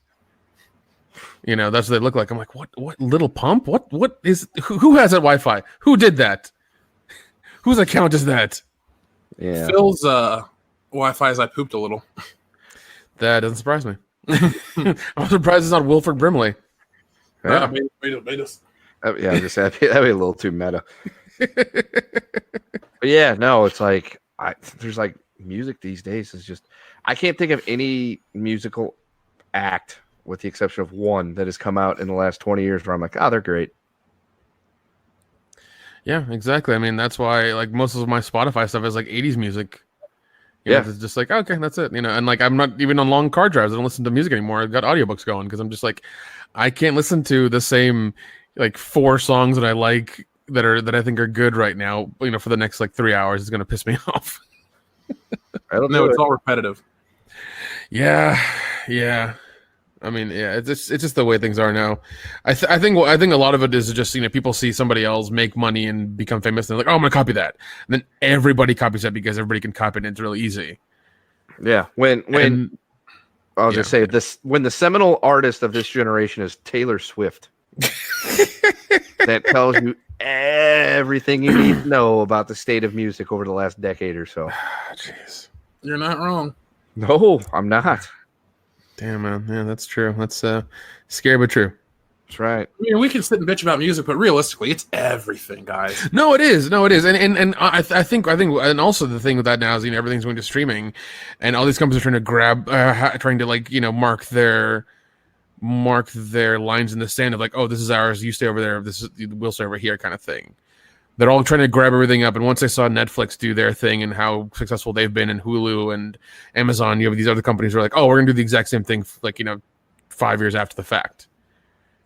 And once again with all this stuff, if the consumers aren't happy and can't have access to it for a minimal amount of money, they're just gonna pirate it, and they're just gonna take it for themselves and be like, well, fuck paying for it. I don't want to. So, well, that's why like what's his name? Seth MacFarlane's reached out to people like Gary of Nerdrotic. He's like, talk about the Orville, spread the word. Because I mean, I got caught up, or not caught up, but I've been catching the Orville since I've been out here, kind of sick. Yeah, it's a great show, dude. It is like the essence of Star Trek, but with like his stuff mixed in, and it's funny as shit sometimes. And some of the episodes are like really emotional and very thought provoking, but they're not woke because they have aliens and stuff, and they can kind of like get past that. Because it's like sci-fi used to be. You want to tell? Yeah, no, it was it's like old school sci-fi. Yeah, it's so good. Oh man, I was so happy, and I was just like, Fox, you have a sci-fi show. Don't fuck it up. Yeah, because somebody else is gonna buy it, and then you're gonna be screwed. Now, Kendall, we got a couple people in the chat talking about the '80s and how they were a great decade. What you're catching up on Miami Vice? What are your thoughts about the '80s or Miami Vice? Miami Vice. I think I've watched like 10 episodes so far of the first season, and I like it. I think it's fantastic. I did not realize that because I told you like the thing that got me back in, or finally sitting down to watch it, was because I went back and I bought Vice City a couple weeks ago, and I had no idea because the second time through that I played Vice City. First time was 2002, and that Lance Vance is voiced by Philip Michael Thomas, who is Ricardo Tubbs, and that the story of Lance Vance and Ricardo Tubbs is exactly similar. Their brother was killed by a drug dealer, so that's how they ended up in Miami. So I was like, I was watching, I was like, how ironic. But so far, I've enjoyed it. It's not violence for violence sake when they do get violent. It's part of the story. Crockett and Tubbs have a great chemistry. By the way, Jeff, the other day I drove past a little town called Park Hills, which used to be a bunch of little towns, and one of them was called Flat River, which is the birthplace of Don Johnson. Oh shit! Yeah, so wow. Don Johnson was born about a half hour south of me. Oh wow! And yeah, I know. Funny. Quick shout out to Keenar Dak in the chat. That dude's tearing it up. So shout out to you, man. Yes. Quick question for those out there listening: Vice City or San Andreas? What's the best PS2 Grand Theft Auto game? Ooh, I can't vote on this because I never played San Andreas. However, I, as you know, have fallen back in love with my PlayStation 2 over the last couple months. And once I get through Vice City, I fully intend to go back and buy San Andreas. Tomorrow, I will be going to buy NCAA Football 2006 because that was voted as the best college football game on PlayStation 2. And I don't feel like going and spending $80 on the last NCAA college football game, 2014, because the game that came out 6 years ago is worth more used than it was new when it came out. So I'm just like, I'm going to go back and buy the best one on PS2 and I'll play it, because there you go. There's a lot of intangibles to the college football games that don't really need updating, because it's not like they actually have rosters, because it's college. And you can't pay college kids, even though they are. So I'm going to do that.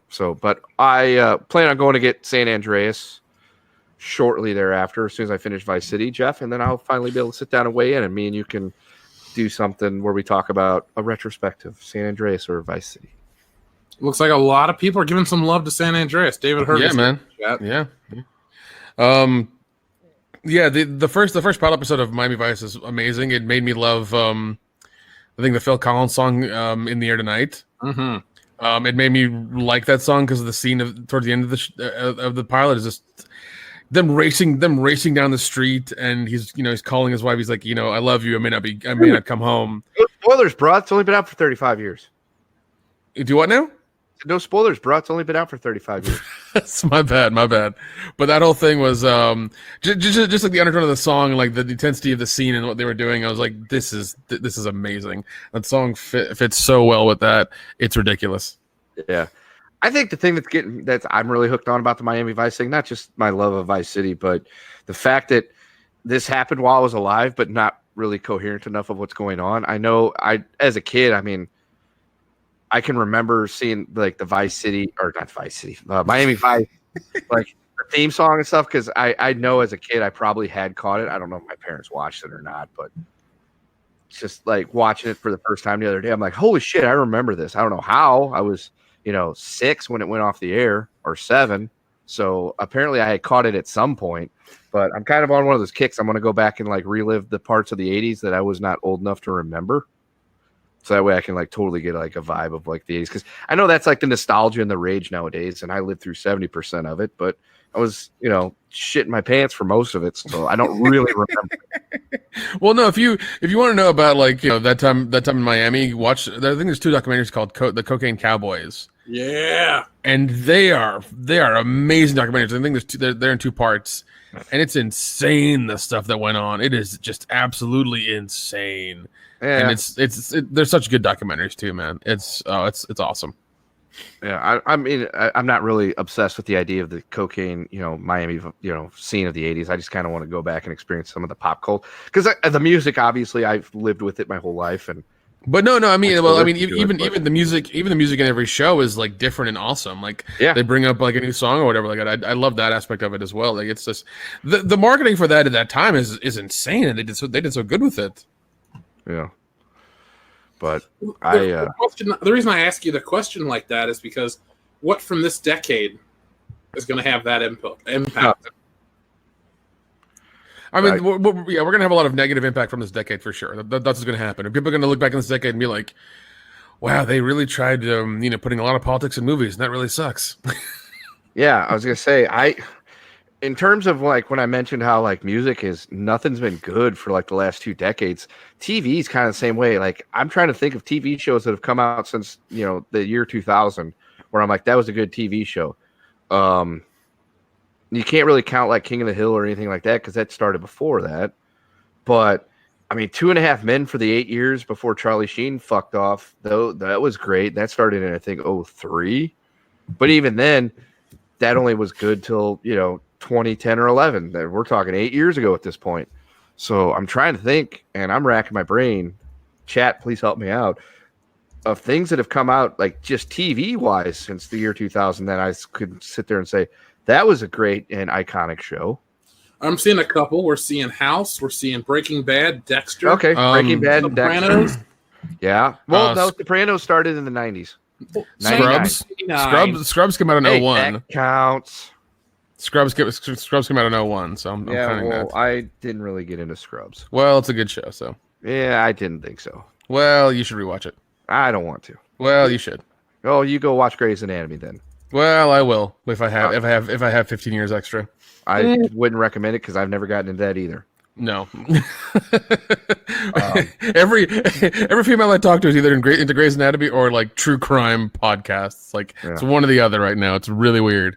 Yeah, I want to hear about people's lives getting saved or being raped and murdered. It's a polar opposite. It's like all right, cool. Also, one of my favorite shows, Psych. Started in 06. Okay, well, I've never watched that. I'll give you Dexter. Well, you should. You should watch. I'll give you Dexter for half of its run. Breaking Bad, yes. Okay, I'll give you Breaking Bad. What? Archer. Archer. That show's fallen pretty hard though. I've never watched Archer. It starts out great. Yeah, I think the noir season is like where it kind of ends to be good. The one I think where they were like on an island was okay. The new one where it's like Archer 1999 or Space 1999 or whatever. I was just like, man, this is annoying. Like I'm done with it. I can't do this anymore. Oh, Rick and Morty. I wouldn't call it iconic yet. It's only been on a couple of years. 3. Yeah, 3. 3's a couple if you play your cards right. Okay. Let's see. TV shows. Damn. I mean, movies wise, you got the MCU, and John Wick's. Well, I think the movies are just like epitomized by like how shallow they truly are. Right. I don't know. It's just and give it 10 years, they're gonna get remade. So Oh yeah, good point.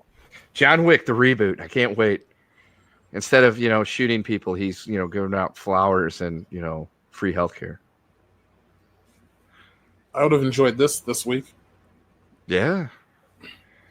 Goddamn hospital visits aren't cheap. No, jeez, man. Folks, we need as many super chats as you can because Jeff is dying. And don't say that. Yeah, I'm getting better. Don't listen. Every super chat and thumbs up you give helps Jeff get one step closer to recovery. We need that. We lost Jeez. Dion already this week. We can't lose Jeff.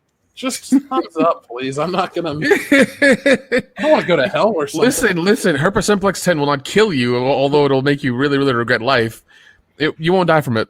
He doesn't have he's got the herpa hepa hiv. It's like a triple effect. Hugo, I was in the ER twice, so yeah. Oh my god. No more. I'm so ready to be over this fucking infection. Ugh. Dude, it's like I told you, man. Sip whiskey, kill the germs with fire. Oh my god. And if it's in your lungs, just start smoking, cowboy killers, because Cowboy killers. You mean what is it? Apple cigarettes or whatever it was from Once Upon a Time in Hollywood? Well, Marlboros too, but just break the filter off so you get the full effect, and that'll kill everything in your lungs, including your lungs. But hey, you'll kill the germs, so you win. It's funny. People are trying to talk shit in the chat. They actually checked my liver, kidneys, and heart. I have really good blood pressure and no diabetes. Yeah, and he's got the heart of a thoroughbred stallion. Yeah, I was just like, we're giving you a full blood test because we're concerned it might have done whatever. Like, your blood's great. And my blood pressure, I was like, that's my blood pressure? Like, yeah, it's a good blood pressure. I'm like, oh, shit, cool. So, yeah. You'd be surprised. Dude could fucking win the Kentucky Derby in a minute. Maybe mentally. Secretariat was the greatest racehorse of ever, but he's never raced Jeff. It's true. I think I could beat him. Well, now, yeah, he's been dead for 30, 40 years. That's the point, Kembo. That's what we should do. We should go to, the statue of Secretariat and have you run past it and be like, yes, he wins. Folks, you can talk shit about Dion and the Detroit Lions any day of the week. Yeah, I mean, Dion is self-aware. He knows the Lions are bad. He doesn't live under any illusions about this fact. No, he doesn't. No. He's well aware that his favorite sports teams are garbage, especially Michigan State. So let's see. What are our listeners saying to us? We already read the Dark Saber Force. Jason Green says, "Get feeling better soon, Jeff. The offer for Longhorn Steakhouse is still valid. Just make sure to bring Jesse." Ooh. Yeah, we can go. We can go to Longhorn. Are you footing the bill? Because I'll show up.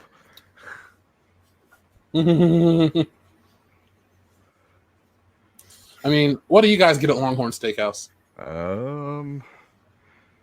I've only been once, and I think I just got like a really big ass steak and a baked potato. Yeah, I got ribs. If I go to a steakhouse, I typically go to like Texas Roadhouse so I can throw shit on the floor. They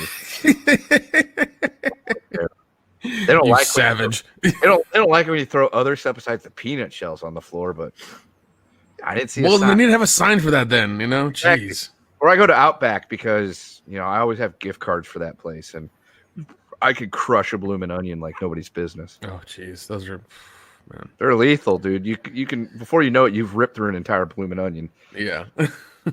They also don't like it when you talk to them with an Australian accent. I mean, they're fine when I do it. I guess mine's a little shitty though. I don't know. Yeah, maybe you're just entertaining. They're like, walk up, they're like, "Hi, I'm, Beatrice. I'll be your server." I'm like, "Good day, No, mate." dude, it's always Karen, Kendo. It's always Karen. No, she's the one that's always asking to see the manager because her well done steak isn't cooked well done enough. Fine. Yeah, you got a point there. By the way, you know who gets their steaks cooked well done? Monsters. That's it. Okay, Blight on society. Jason Green clarified. He says, "I'm footing the bill. It was an invite to the High Council, but you can bring the guys too. Just don't eat everything in the kitchen." Are you gonna pay the airfare for me and Coconut Man? Because we don't fly cheap. First class or bust. Yeah. Well, I'll be there, Jason Green. Dr. says, "Thought Kendo was being racist calling Nick's grandma a coconut. Then noticed Nick's icon is a coconut." Yeah, maybe you should think before you talk.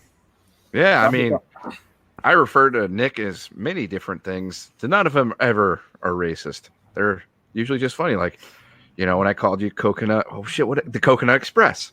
Coconut Express, yeah. Yeah. And the funny thing is, coconuts have absolutely nothing to do with you. Yeah, that's very true. In the real world, you know, the shoot world of Nick Utam, they have nothing to do with you. It's the kayfabe world where the coconuts come into play. Oh, I know. Yeah, it's real funny, and people are just like, "Oh, that's so offensive." It's like, nope, it's part of the show. Just roll with it. Yeah, you clearly don't really know him because I would never actually give him shit about. No, God, stuff. no. And if I did, actually, I don't even think I've done that. I've only ever asked for genuinely asked for the authentic recipes for stuff that I want to eat. That's very true. I even asked you one time. You're like, "Is that a fucking serious question?" I'm like, "Yes, it is." It's like, I'm tired of eating the shit out of a jar. I want to make a good one. Okay, yeah, definitely. By the way, folks, those are wondering about the Spider-Man topic. Yes, this is our podcast we do every Thursday night. We started out with the Bond thing real quick, and we moved into Spider-Man for about 45 minutes. So if you go ahead and catch the replay, we covered all the Spider-Man stuff, and I will have a video out on Monday going deeper into the topic. But what did you say? We started at the 20-minute marker for Spider-Man for quite a while? Oh, yeah. Something like that. Yeah, and now we're just like a buddy cop. Enjoying it, I hope. Yeah, people are saying how much they're enjoying it. I'm sitting here thinking about overpriced mall food, aka Outback Steakhouse.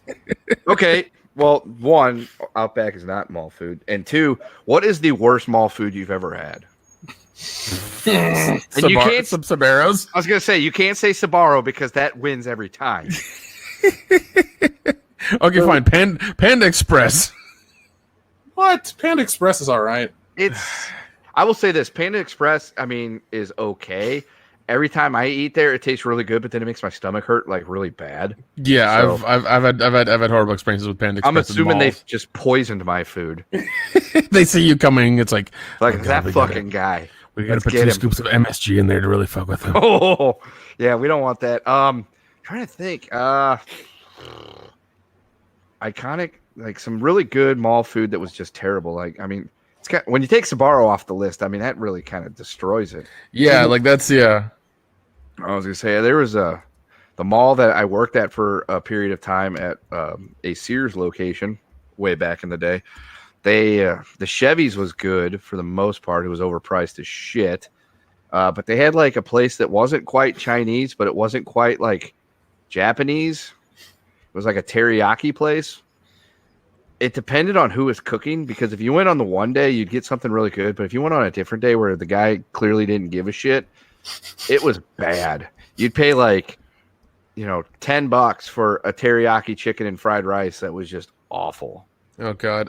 Let's see. Another one is Quiznos. That was pretty shit. Oh, dude, you can't knock Quiznos. I used to love Quiznos, man. Yeah, Quiznos is fantastic. Quiznos. Okay, for some reason, I would have problems with Quiznos at the mall. Well, it's probably because it was the mall Quiznos. Yeah, no. Well, that's what we're talking about, mall stuff. So that's why. Yeah, but Quiznos is good in other areas aside the mall. Oh no, I know that because I've had it in other areas and it's been fine. But when I've had it at the mall, because we're talking about mall restaurants, Kendo. All right, I'll allow it. I've had problems.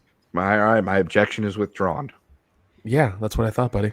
Oh, fuck you! Don't get all pious on me now. I admitted I had made a mistake. You didn't have to go rubbing the dirt in, Dick. Act like you've been there before. Celebrate with some humility. Oh my God! Do you guys remember Steak Escape? I don't think I've ever been to the Steak Escape. That one I didn't. I know. No.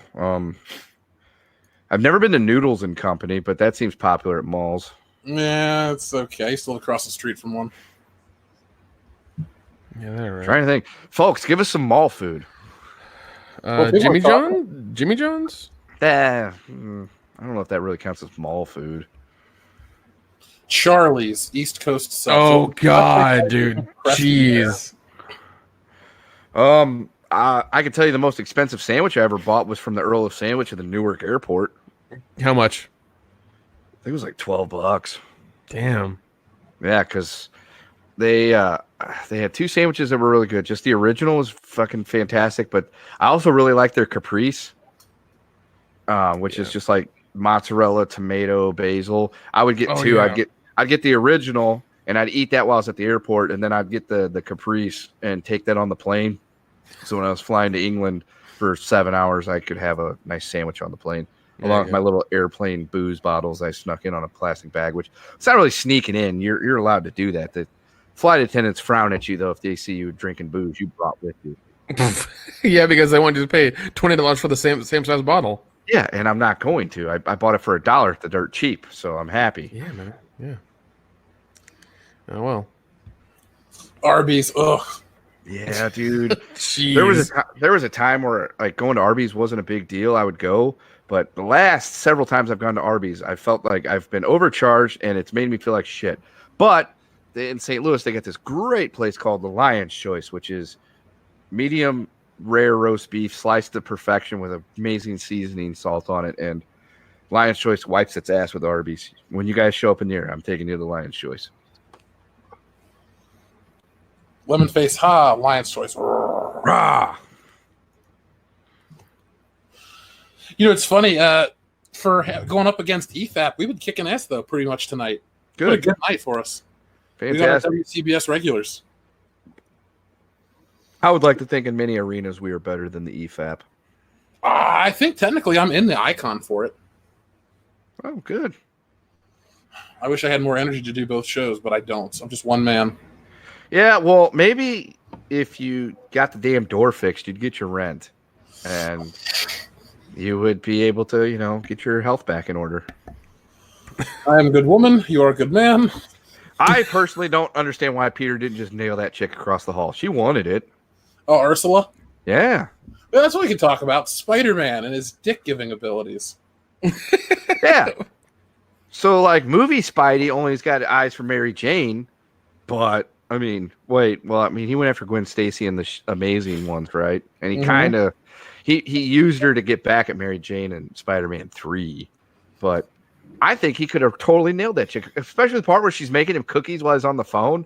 You know she wants him. Mm-hmm. It's like, Pete, embrace that black suit. Nail that chick. Get the other cookies, dude. Yeah, the the ones. symbiote wants you to bang her. Do it. She wants you to bang her. There's consent at least in 2 of the 3 parties involved. Mr. Ditkovich wants you to bang her. Yeah, he thinks you're great, Peter. He would love you to marry his daughter. You're not going to, because fuck that. You just want to, get a little You want those cookies. You want those cookies. Yeah, you want that cookie, all right. Yeah, nibble that cookie. Hey, Gunnar Renee Ole's here for the first time in a while. What's up? Hey. Oh, man. Yeah, in the comics, Peter had, he had Betty Brant, Liz Allen, Gwen Stacy, Mary Jane, maybe Glory Grant. I don't know if he was getting a black girl in the 70s. There's nothing wrong with that. Not at all. Bond did. Yeah, Bond did in 1971. That's right. Also, the abilities that he has, he can fake an orgasm if it's not any good. It's true. He'd just be like, oh, and he just fires web shooter a couple of times. Be like, oh, that was great. Was it good for you? And, he could slink out. He can literally just slink out the window. That's true. It's just, he's gone. Be like, chick's like, what the hell happened? Where'd Peter go? Oh, my God, did I just fuck Spider-Man? And they could never prove it. The most messed up one would be if, he wasn't really into it, so he's just like, I can't live like this. And he just jumps out the fucking window. Yeah. Oh, God. I'm sure he pulled it off for special occasion when he hooked up with a girl and she's like, I'm pregnant. He's like, I'm put up with this world. Yeah. I'm broke. Be like, that baby ain't mine. We're going on Maury, bitch. He gives her a card with Jarvis's phone number on it. Yeah. Shows up with his... Never mind, I'm not going to go any further than that. Fuck. Yeah. We can say that for After Hours, because I got a great thing to tell you guys about After Hours. I just remembered it's a move called the ejection seat when you got to get out. Oh, really? Holy shit. It's called the ejection seat? Yeah, I came up with it. Watch out for the canopy. There's no canopy involved. There's just watch out for the headboard. But I'll tell you guys later. Okay. Oh, man. That's a good one. Yeah, so I think Pete could have totally, I think if he wanted to get back at Mary Jane in Spider-Man 3, going after Gwen Stacy was not the right idea. Wholesome Ursula across the hall would have been the way to go. Yeah. Why not both? Exactly. Ooh. I mean, yes, adopt the kendo philosophy. Why not both? They because I'm championing that idea. I think he should have had Ursula's cookies and then still been like, "Hey, Mary Jane, I still And had love you." Ursula's pie. That's right. That is correct. But no, I'm not drinking beer because I am not healthy enough for beer. I am, but that's just me. Well, I wish I was. Yeah, well, I found a sweet deal on Budweiser aluminum bottles. Well, I found a sweet deal on not dying. I'm telling you, dude. Hydrated as possible. When you cut yourself, they always tell you to put like alcohol or peroxide on it. That kills the germs. If you've got germs inside your body, put alcohol inside your body. It'll kill the germs. Okay, Google. Does alcohol kill a sore throat? Yes. According to MSN.com, actually, people say drinking hot toddies is good for you when you have a cold because they'll alleviate a cough, soothe a sore throat, and basically put you to sleep. Oh, I'm getting Kendo a hot toddy. 1, internet 0, or medical field 0. See, because I've had sore throats. I've sipped whiskey. Did I have a sore throat after I started sipping the whiskey? No. It went away. Gee, I wonder why. It killed the germs. It made me feel better. You get yourself a nice, good proofed whiskey or bourbon and, just have some, sip, maybe a shot here and there, and that sore throat's gone in no time, bub. All right. Medicine from the old country. Granddad's cough medicine, like that guy said when he talked to that pumpkin pie haircutted freak. Shut your mouth if you knew it was good for you. Exactly. oh God. Scribby Steak says, praise to Avis and the Orville. Go, Dolly, go. The Orville's a wonderful show. Oh my God. If you haven't watched it, watch it because it's worth your time. I have not watched it, so I'll watch it. It's I was told it's worth my time. Yeah, it's like the essence of it's better than Star Trek Discovery because Discovery is kind of and they're kind of like they're really messing up the timeline now because they're trying to keep it in that timeline. And the Orville's just like, yeah, we're gonna make our own thing, and we're doing it really good. Like it's such a good show, such a fun show. I think they should do a spinoff called the Orville Redenbacher. Fuck you. It's about them inventing popcorn. And how to cook popcorn and how to different varieties and flavors. How does that end? Orville Redenbacher With an infomercial died. of them selling popcorn. Orville Redenbacher dies, but his popcorn lives on. Just like how it ended in the real world. Oh God. Orville Redenbacher was a weird looking dude. Yeah. He looked like the stereotypical grandpa with the big glasses and the crazy curly white hair. Yeah, well, if you take the glasses off, he looks like the guy on the front of the Quaker Oats box. Oh, Samuel Quaker? Yeah. I can see that. Yep. Well, the folks can see it themselves now.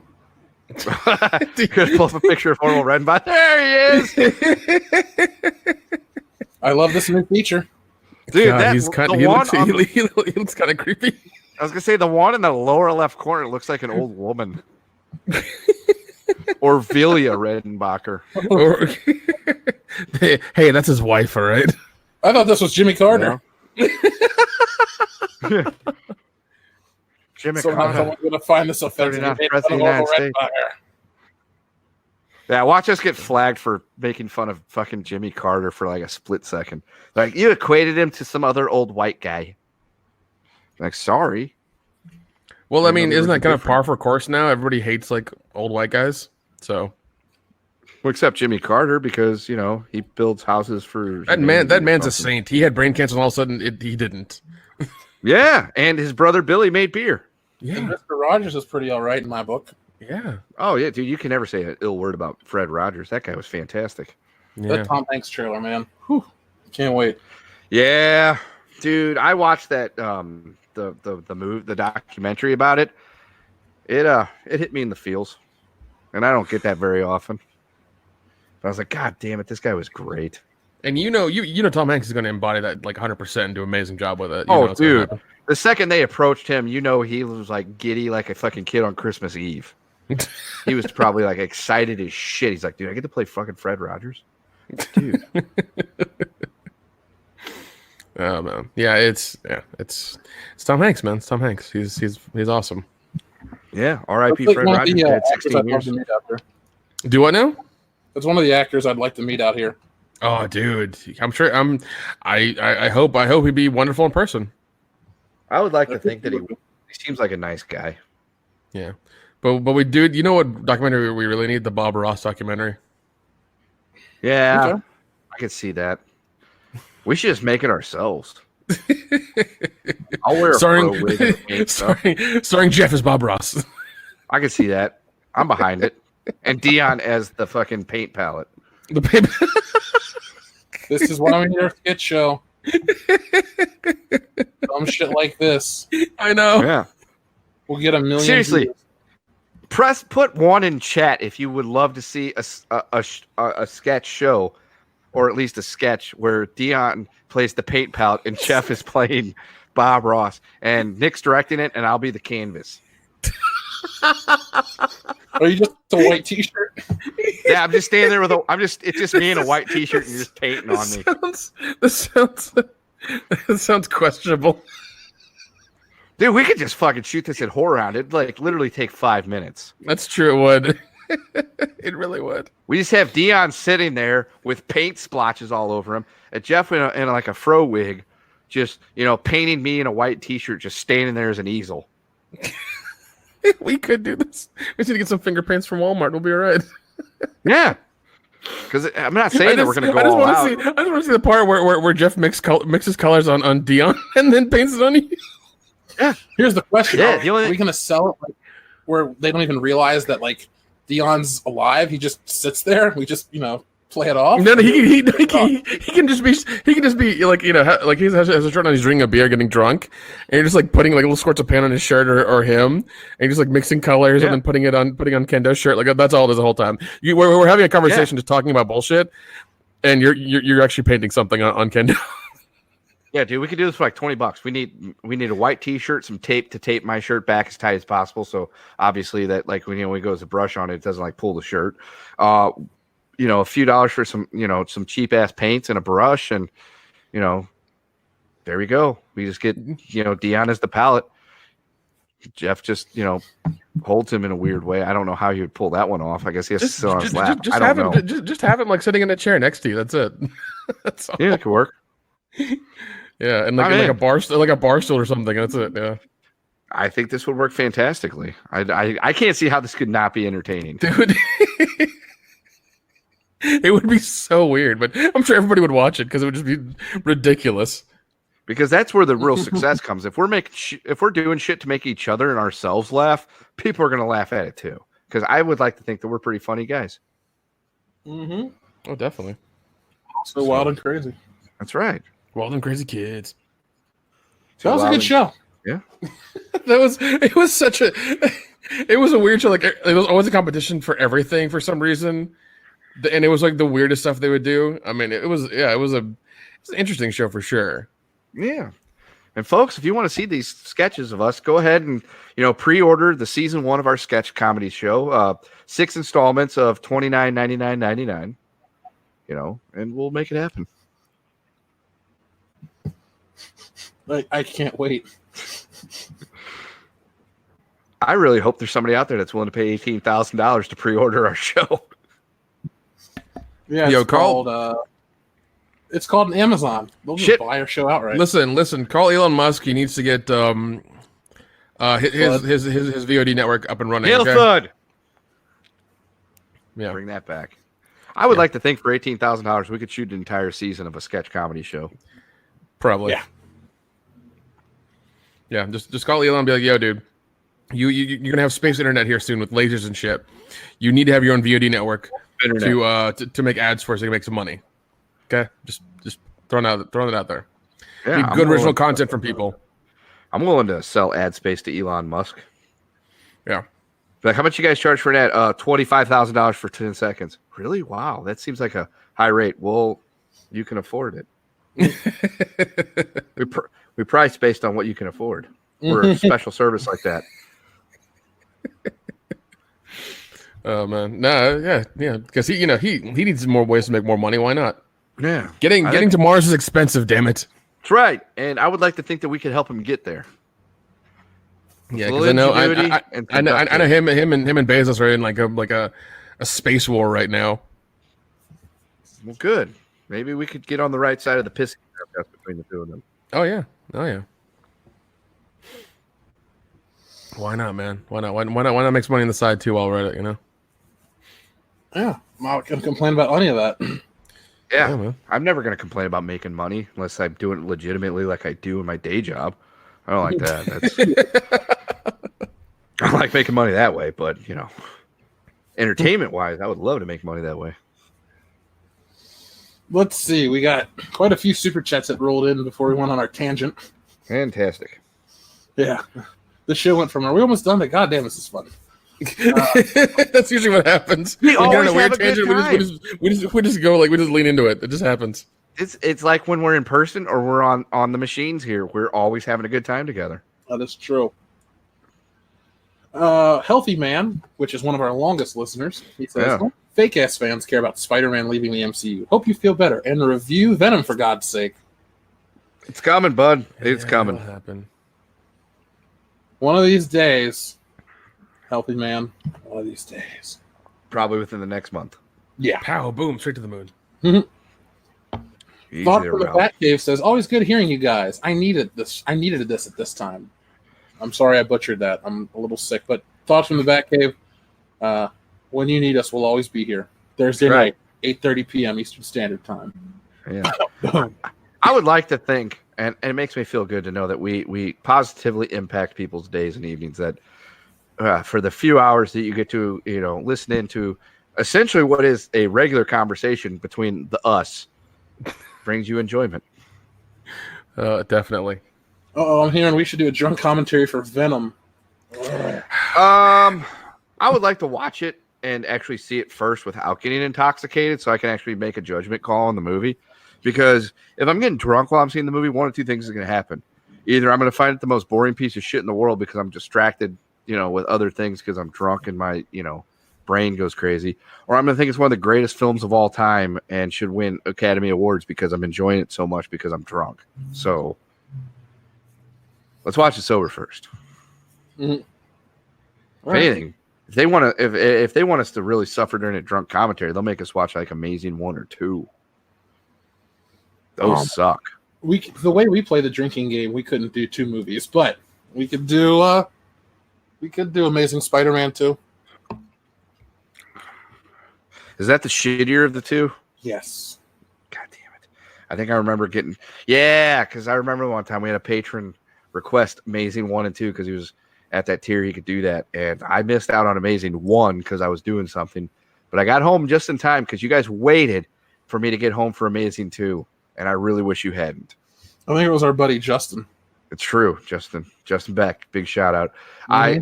I kind of wish you'd have been like, oh, dude, Kenny, you're taking too long to get home. We're gonna go ahead and watch Amazing 2. I wish that would have happened because in hindsight, I would have been a happier person had that occurred. But it didn't happen. No, it didn't. I had to watch Amazing 2 sober, by the way, and I was not happy. Well, watch it blackout drunk. I got a feeling I'm still going to hate the movie. Mm-hmm. It's a piece of crap. Yes, it is.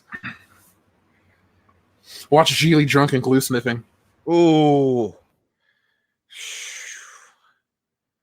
Sure. I want to think that I can maybe handle Geely drunk while sniffing glue. Not that I've ever sniffed glue, so I'm not sure what's going to happen if I do that, but well, we'll find out, won't we? Yeah. Somebody super chats us $100. Like, go out and buy some cans of paint to huff while you're watching Geely. Jeez.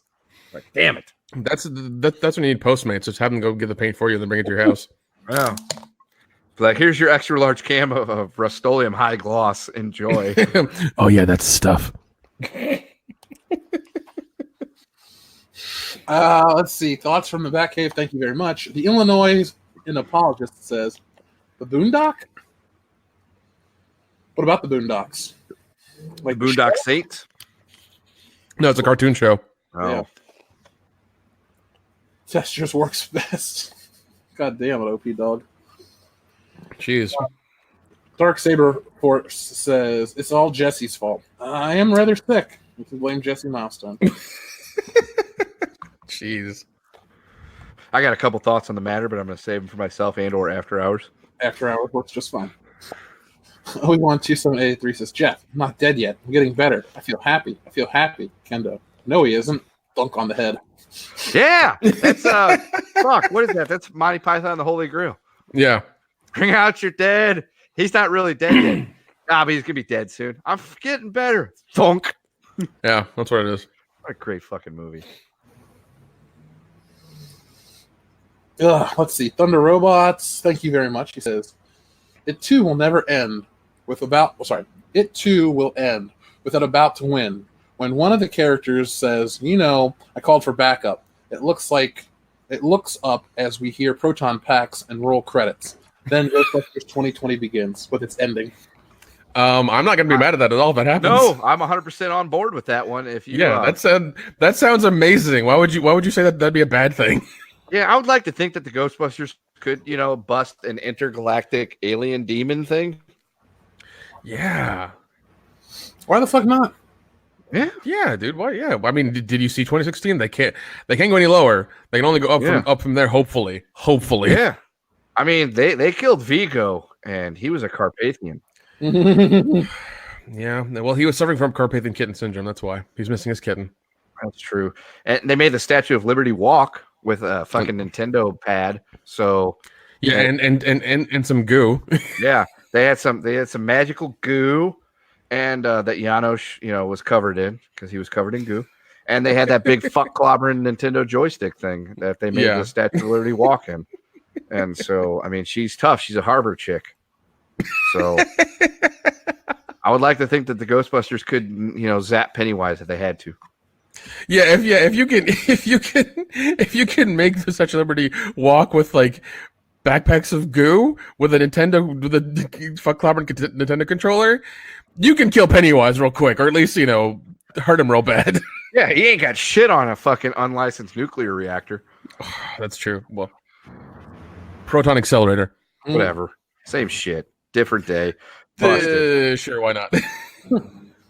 I mean, look, Louis Tully was turned into a dog once, and they helped him. Mm-hmm. So, I mean, if they did that, they could totally take down Pennywise. Yeah. The question is not if; it's about how long it'll take him. And I'm saying 20 seconds. Well, that's way shorter than the kids, which was like 27 years. That's true. This is battery acid. Spray my inhaler. Oh man. Yeah, I'm hopeful for Ghostbusters 2020, but I'm cautious. Yeah. I want it to be great. I want it to be great too, but yeah, it's been a very long time since the last Ghostbusters. Yeah. So yeah. Dude, seriously, she's feeding you the cookies and she's willing to make you more Peter. Fucking take it to the hole. Crash the net, son. Just crush it all. She wants you, Pete. She loves you. Oh god, can we get Ghostbusters versus like Freddy Krueger? Can we get that? Can we get that crossover? That'd be amazing. Yeah. Dude, I would love that shit. I'd still think the Ghostbusters are winning.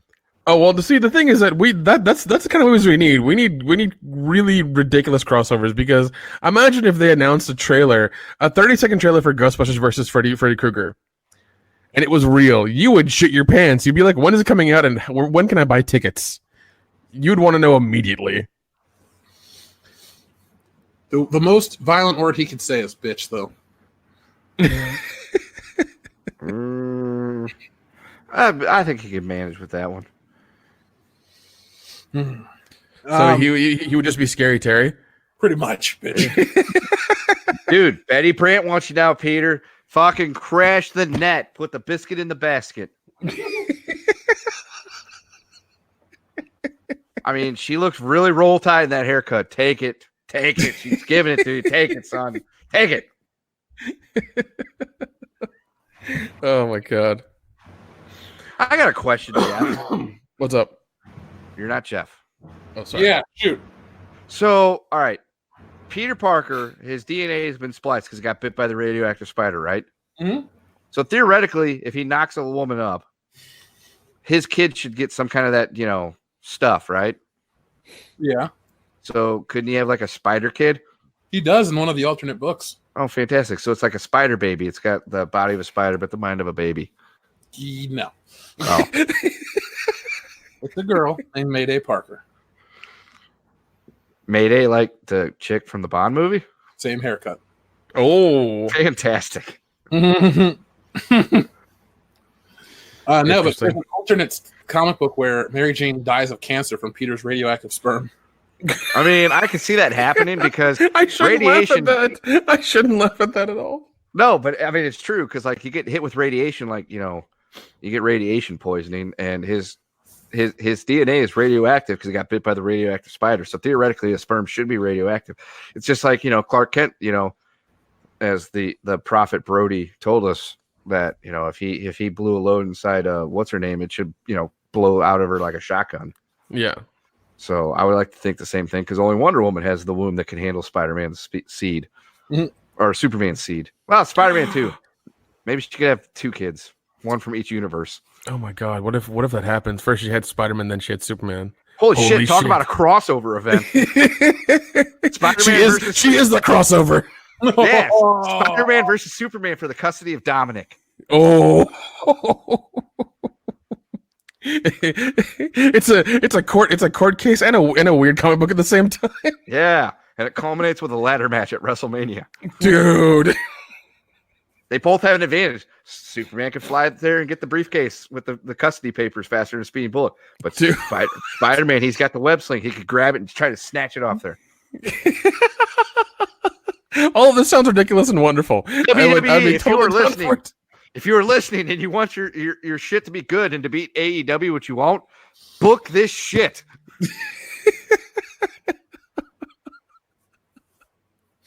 Oh my God. This is just ridiculous. I love all of it. Can't go wrong. I mean, that would be the greatest crossover event of all time. Yeah. Yeah, it would. It'd be nuts. They have nuts in it. Hugo, thank you very much. He sent it a super chat with no message. Thank you. McKinney90 sent it a giant one that says 5 big movies with larger than life characters that was culminated into a crossover that no one thought would be successfully pulled off with all the hype surrounding. Avengers will be remembered in a decade because of that. Well, yeah, the Avengers will be remembered, but I mean, will Iron Man 2?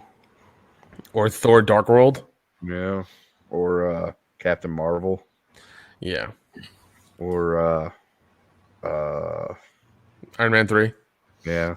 The Incredible Hulk. Yeah. But yeah, that first movie will be remembered. Like, we can joke all we want, but that still my favorite theater going experience ever. Yeah, it was a dandy. Yeah, the Avengers are probably gonna be remembered way more than the actual like individual movies. But I call it in like 10 or 12 years they're gonna remake them because they're just gonna be out of ideas, and that's what Disney does. They're like, oh, we'll just remake them. That's a true Now story. We'll gender swap and race change them as well, and it'll be different. You know what they'll do? And so Disney has been live action in quotations, all their animated movies. Well, they're going to take all the live action MCU movies and make them animated. That's what they're going to. It's God. It's gonna be like a reverse osmosis type thing. Oh, that'd be ridiculous. Well, yeah, I mean, that'd be so insane. It'd be stupid, is what it would be, but they'll do it. It's Disney. It's Disney. I mean, look at their Star Wars theme park. It doesn't make sense. None of it does. More money. Yeah. None of it does, man. It's horrible. Let's see. Foot Google too says, which mall food makes you fart the most? Probably Sparrow. Yeah. That's if you don't fucking cut open your esophagus trying to eat the crust of the pizza. Oh, jeez. You're not kidding, man. Yeah. You eat Sbarro, you got 2 problems. Either 1, you're going to die of diarrhea, or 2, you're going to die of internal bleeding. Yeah, man. Like it's like the crust is made out of bark. Yeah. It's picked up on the outside. Like, all right, this will be good crust, and then it just like completely just like erodes your esophagus. Yeah, you're either going to die of internal bleeding from eating it and trying to pass it, or you're going to die from dysentery that you get from it. Which will also cause internal bleeding, and you're gonna die from that too. So it's fine. Yeah, one way or another, don't eat Sparrow. You're gonna die. Yeah. To us. You're gonna get us a quarter Don't out. even get the bottled water from there because God knows what's in that. So Yeah, it's imported straight from Mexico. It'll fuck you up. Let's look up Sbarro real quick. It's a pizzeria chain that specializes in New York style pizza. It tries real hard, but you know. Yeah, it's more like the special New York pizza, and special in quotations. In 2008, it was ranked number 1 for the quick service restaurant in the Italian segment by Entrepreneur Magazine. By who? What Sbarro employees voting in this poll? I don't know. Jeez. It says Sbarro stores are located in shopping malls, airports, service areas, and college campuses, as well as the Pentagon, American Naval Base, and casinos. Well, that would explain all the poor military decisions the United States has made over the last couple of decades. God. Oh man. Eating all that Sbarro and spend all that time shitting blood. They're like, what are we gonna do? I don't know. Let's invade somewhere. Just like how the Sbarro has invaded my intestines and is killing me in the insides. Oh God.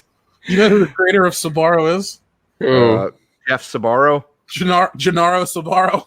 Hey, all right. Sbarro. I wasn't far off.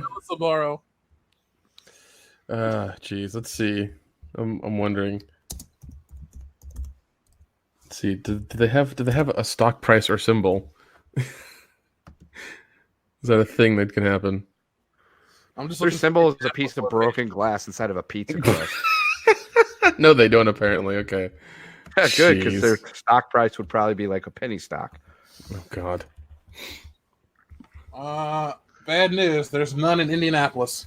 Oh, that's a shame. Yeah, that's really horrible. You mean we have to have that deep dish pizza that we love? Yeah, we're gonna have to eat that good pizza we had last year. That's Oh fucking man, terrible. that was so horrible and so delicious. Yeah, was that Giordano's? No, but we're going to Giordano's. Okay, because I was gonna say that Luminelli guy is better. Oh, Luminati? That's only in Chicago, though. Yeah, the Illuminati pizza. That was good pizza. You know, it was weird having the first one because I was like, oh man, this is really good. Then having Illuminati's, I was like, this is even better. Yeah, because the Giordano's was really good, but it did not agree with me. Yeah, For multiple days, it did not agree with me. I had that problem with Sweet Lou. Oh man, yeah, that stuff was good, man. Yeah, we ate really good in Chicago for sure. Oh yeah. I love our trips when it's just us. Oh yeah, definitely. Yeah, like that Smokey Robinson bar we went to, that was great. Wait, what? That place we went that had like the cheap burgers and beer. I can't remember what I think it was like Smokey something or another. Fuck it. It was good.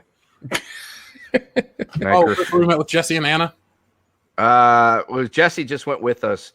Anna hadn't met up with us yet. That was the second place we went, and that was the pissing Jeremy tour, pissing off Jeremy tour, 2019. We graffitied the bathrooms with our stickers. Oh, okay, all right. The kind of like The total really hole in the wall dive place that we went. there you go. Yeah, the dive bar. Yeah, the dive bar that had like a stage and shit on it. Yeah, okay, all right. I know what I'm talking about. Yeah, it was like half price burgers. Like we ate like kings for like $6, and then I drank a shitload of $2 old style pint cans. We put our stickers everywhere. Yeah, there's a reason why I don't remember the name of that place because I drank a lot. Stickers stuck to her carpet. Nice. I mean, her actual carpet. What about the drapes? They matched. Oh, they got matching stickers. Fantastic. Yeah. I give her the whole set. That's what I like to hear. Oh my God. Advertisement the way it should. Oh God. Delicious says next movie Spider-Man Homeless. Oh, he's got a home. It's at Sony Productions. Oh, Fuck you, Topher Grace. You're not good enough to be Venom. I hate you. I hope Blue you Boss. die in this movie. has a question. Lou Boss says, "I've only seen the first Spider-Man movie. Is that bad?" No. No. Now, if you go and watch the Spider-Man 2 and you're like, the only thing I've ever seen is Spider-Man 1 and 2, is that bad? No, you have peaked. Yeah, just stay there. Just watch Spider-Man 2 and then don't watch anything else. Yeah, You're watch fine. Spider-Man 1 and 2 and just leave it at that because If you watch Spider-Man 3, you're going to think it sucks and you won't be able to appreciate its decency because you'll have to watch the other ones to be able to appreciate it, and we don't recommend that. Yeah, it gets you in a whole spiral. You'll start drinking and contemplating your life. It's not a good place to be. Yeah, there's a chance you might be like climbing up on top of a roof of a church when it's raining outside to stare at your hand and wonder what's going on. And then you'll try to swing off of it, but you'll die because you're not Spider-Man. Don't do that. Jeez. Watch 1 and 2 and call it a career. There you go. Let's see. We had a giant super chat roll in. We'll read that one next from our friend Douglas Pryor. But first, Ribeye Steak says, "Sod it. All right, Peter eating Ursula's cookies. Wouldn't be the dumbest thing I've done yet." Yeah. See? I mean, who doesn't agree that Peter and Ursula should have hooked up at least once? Ursula, I love you, Ursula. Come over here, Ursula. Ursula! I'm sorry. I'm sorry. I was holding that back so much. I was like, no, it has to happen. It's gotta happen. This is Officer Rod Farva.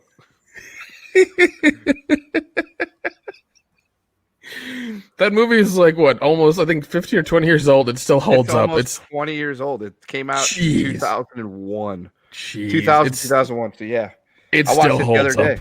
Oh yeah, it still holds up, man. It's like it's like a bi-weekly watching for me. I fucking love that movie. Yeah. Okay, now we got a giant super chat for $55. It just says, seriously, I love this channel. Never stop doing what you guys do. Calling out the BS of the entertainment industry.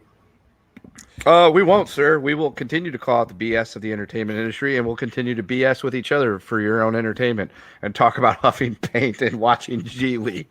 Yeah, Martin Brett directed it. Folks, you're not going to get this type of talk on any other channel in the Phantom Menace. No other channel will talk about huffing paint and watching G.Lee for your entertainment. Never. I guess we can make the public announcement. That's what Dion's doing right now. Yes, Dion right now is he's gone onward, gone forward. He is the tip of the spear on this one. He is currently rag sniffing a bunch of glue while huffing paint and watching G.Lee. Yeah, he's huffing off-white Rust-Oleum. Yeah, we got him a couple of things of liquid nails caulk, and we said, hey, go ahead and just put this all over a rag, contact cement and all. And we want you to huff the shit out of this and watch G.Lee and report back. He's like, fuck it. We'll cure the herp. If you can, sure. If you can smell colors and feel words, then tell us how it is. Yeah, let us know when you see purple squirrels talking to you. Yeah. Postmortem 666 says, "Okay, Google, how much does a fart weigh?" 1.3 grams. According to the journal, someone else estimated that farts weigh 1.3 grams per liter. Our average fart contained 1/28 of a liter of gas, and that would work out to 0.0464 grams. If you eat Sbarro, your fart will contain just that much gas, and the rest of it will be, shat.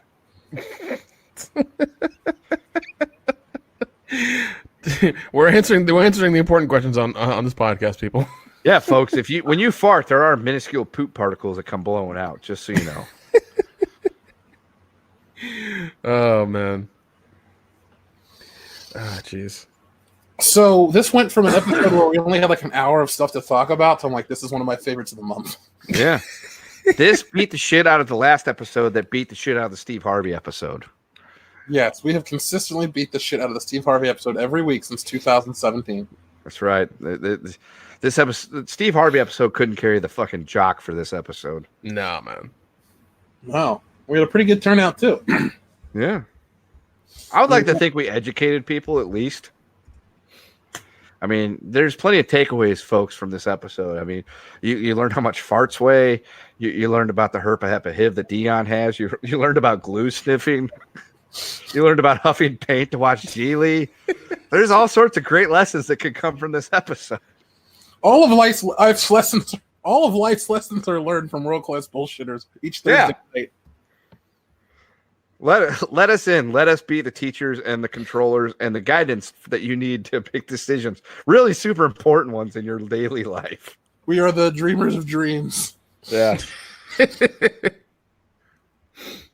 Oh man. Oh, somebody asked for a liter of cola. Hey, Darth Badass is here. That dude's Hey. awesome. Dr. Coffin has what my favorite comment of the night right here on screen. I loved, I learned, I was deeply disturbed. And you know what? We'll take that. If everybody listening could walk away with that. Yeah, if everybody listening could walk away thinking, I love that episode, I learned from that episode, and that episode deeply disturbed me, I think we were successful. We're changing lives, gentlemen. We're changing lives. If you want your life to change, come meet us at Indianapolis Horror Hound. That's true. Through the 8th, Indianapolis, Indiana. Tickets are on sale. I think they have discount tickets. Yeah, so just was it Horror Hound Week? You know what? Hold on. With all these new features, why don't I just pull it up? Oh shit! There you go. And while you're doing that, I'll tell people if you want to make a lifelong friend in the World Class Bullshitters, you'll do the Tim Riggs and you'll bring us booze. Oh, dude, Tim Riggs. Riggs always shows. Can't wait to see you again, buddy. Dude, he's up the ante every time. The first time he showed up with one bottle of Don Julio. The second time he showed up with a bottle of Don Julio and another tequila. I got a feeling he's got to show up with 3 bottles. If one of them's Jaeger, Tim Riggs, I will be your friend for good. Yeah, that man brings the party. It's awesome. With shit like this, who needs the Bengals, says Andrew Villers. Well, I mean, they had a couple of decent songs. Oh, dude. Well, apparently, what is it? Lynn Shay's going to be there. Holy shit. Mm-hmm. Damn, So, Lynn Shay. She's awesome. There you go, folks. It's on the screen right now. You can see Horror Hound Weekend, Indianapolis Convention Center, or the Indiana Convention Center, 100 South Capitol Drive, or Avenue, Indianapolis, Indiana, 46225, September 6th through the 8th, 2019. You can meet us, the World Class Bullshitters, between 5 and 10 on Friday, 11 to 7 on Saturday, and 11 to 5 on Sunday. Yeah, because we have shit to do. Yeah, although on Sunday, I would recommend you get there early because with the travel distances that a few of us have, that we usually cut out a little bit early on that Sunday because, you know, we'd like to get home to our families and or our, you know, peace and quiet. And so, ain't that the truth? I know as I say, I know I cut out from Indianapolis last year early, like 3 for my 4-hour drive. I think Dion left shortly thereafter because he had about a 4-hour drive. Yeah. Oh, also, what is it? Steve Ogg is going to be there from Grand Theft Auto 5. He was Trevor. Oh, yes, he was. Yep. And then, there you go. You can meet Justin Long or Carla Gugino. Gugino, yeah. Dude, she's, Nev Campbell will be there. Oh, man. Well, when I heard she was going to be there, I was like, this is going to be interesting. Former WCW champion David Arquette. Yeah, WCW champion David Arquette. You can meet the cast of Scream for the most part, except for Skeet Ulrich. Also Matthew Lillard. For this shit. Matthew Lillard, to meet him is awesome. That man is amazing. He's cool as shit. Just if you do go, I would like you to walk up to Jamie Kennedy and call him Skeet Ulrich. And when he's like, "I'm not Skeet Ulrich," just go Skeet, Skeet, Skeet, Skeet, and just walk away. Oh my god! If you could video that, that'd be amazing. Yeah, you can go meet Jackie Early Haley. He's going to be there. Star of the Nightmare on Elm Street. Wait, hold on. The Bad News Dude, Bears. oh, there are 2 Silk Spectres going to be there. Holy shit, I forgot about that. And Rorschach. Yeah. Wow, that's weird. Yeah, he's probably going to be in a private little place all by himself, like they had Bruce Campbell. Jackie Earl Haley? Yeah, I doubt that. Are you sure? I don't know. I don't think he'll be out there with the peasants and the rest of us. I don't know. Doug Jones, though, he's a wonderful man to meet. God, he's awesome. Yeah, not to be confused with former closing major league pitcher Doug Jones. That was the confusion I had when Nick's like, Doug Jones is gonna be there. I'm like, the former pitcher? No, he played the zombie in Hocus Pocus. Gotcha. Yeah. The Nun will be there, it looks like. Yes, Sister Bonnie. Great teacher. Yeah, Bonnie A. Rons will be there. Jennifer Carpenter will be there. Go there. I want to do shots with Lynn Shay. I want to do shots with Lynn Shay, man. Hey, look at that. One of the Boondock Saints will be there. Just one. Just one, because the other one's still doing fucking Walking Dead or something. I don't know. Yeah. Theo Rossi will be there. You can go up there and tell him, like, what was it like to be killed by Marilyn Manson? Nail to snail. Be like, it's fair enough. He raped you in prison, but he let you finish your pie. Oh my god. Which, by the way, that show had its moments of being good, too. Speaking of pie, Shannon Elizabeth's going to be there. Oh, and Elizabeth Berkley. And also Berkeley. Folks, if you see Elizabeth Berkley, tell her you're so excited. I feel bad for her for that movie. It's just like, that was, I mean, like, she got unjustly shit on for that. It's just like, oh, that sucks, man. Because, I mean, she could have done some other things, but. Well, what it was she was in Saved by the Bell. And so she wanted to become an actress, and she wanted to break away from the Jesse Spano thing. So she's like, what can I do that's completely opposite of the wholesome Saturday morning kids show? I know, I'll be in Showgirls. And so she ran the complete opposite direction of what she was at. And Showgirls was a terrible movie. So it didn't work out for her. Yeah, I'm actually going through Saved by the Bell right now. I'm watching the first show of it. I forgot Haley Mills was in it, man. I miss her. She's awesome. Yeah, the very first season it was Good Morning Miss Bliss, but then they went to John F. Kennedy Middle School, which was in Indiana, and then the second season came back. They had halfway new cast, and they renamed it Saved by the Bell, and they went to Bayside, which was in California. Yeah. I know more about that show than I would love to admit. That's crazy. Yeah, Christy Swanson's going to be there. She's still pretty hot. Yeah. Yep. Damn. Let's see. There we go. Oh, Ma Petite. Hey, testosterone, the brawny man himself. Yep. That's why I'm going. Not to hang out with you guys. I'm going there just to see Greg Sestero again. Whatever. God. That should be out with us. Yeah, I mean, we could keep assaulting his Twitter and be like, "Yo, dude, we need to hang out with us at Whorehound." Like, Scott Ian from Anthrax will be there, and many more. Hey, Christine the car, and then coming soon they may add some people. You don't know. Maybe Tommy was. I don't know. They had a couple of cancellations already. They had Stewart or what is his name? He was I don't know. A couple of cancellations so far for some people, and it's been just very, very strange about what they've been doing. So. Let's see. I think it's the bottom, isn't it? Yeah. Paul Rubens not going to be there, and Steven Yen's not going to be there. The Paul Rubens one kind of disappointed me. He knew we were going to be there. Yeah, he's like, damn it. They're just going to ask me about Pee Wee shit. I don't want to talk about that. We're like, yeah, he's right. We would have. Astrolime sent in a super chat that says, "Have some Mun for giving me a laugh-o." Well, thank you very much, Astrolime. Thanks, buddy. And Darth Primus says, Tom Holland's reaction to the Spider-Man Sony news. What the fuck? He'll be fine. He also unfollowed Sony on like Twitter or some shit like that. I saw that earlier today. Like that was a big deal. It's like they'll get over it. Yeah, he'll be fine. He'll be all right. Sorry, Disney. I'm not going to feel bad for a multi-billion-dollar corporation who may or may not. No, God, no. I that's the thing I don't understand. Everyone's like, "Oh, boycott Sony." It's like, no. They want more money. They want more money from Disney. Disney can give it to them. Disney doesn't want to give it to them because they're greedy. Yeah, no, dude. If you need to boycott something, boycotting like large multi-billion-dollar corporations is never going to work. Yeah, because they have their hands in everything, and you have no idea how far the reach goes. So yeah, and also trying to boycott everything they do is really, really difficult. Yeah, now like if your local pizzeria starts dumping radioactive waste in the sewers and you boycott that, then yeah, that'll make an impact. But it'll make Ninja Turtles.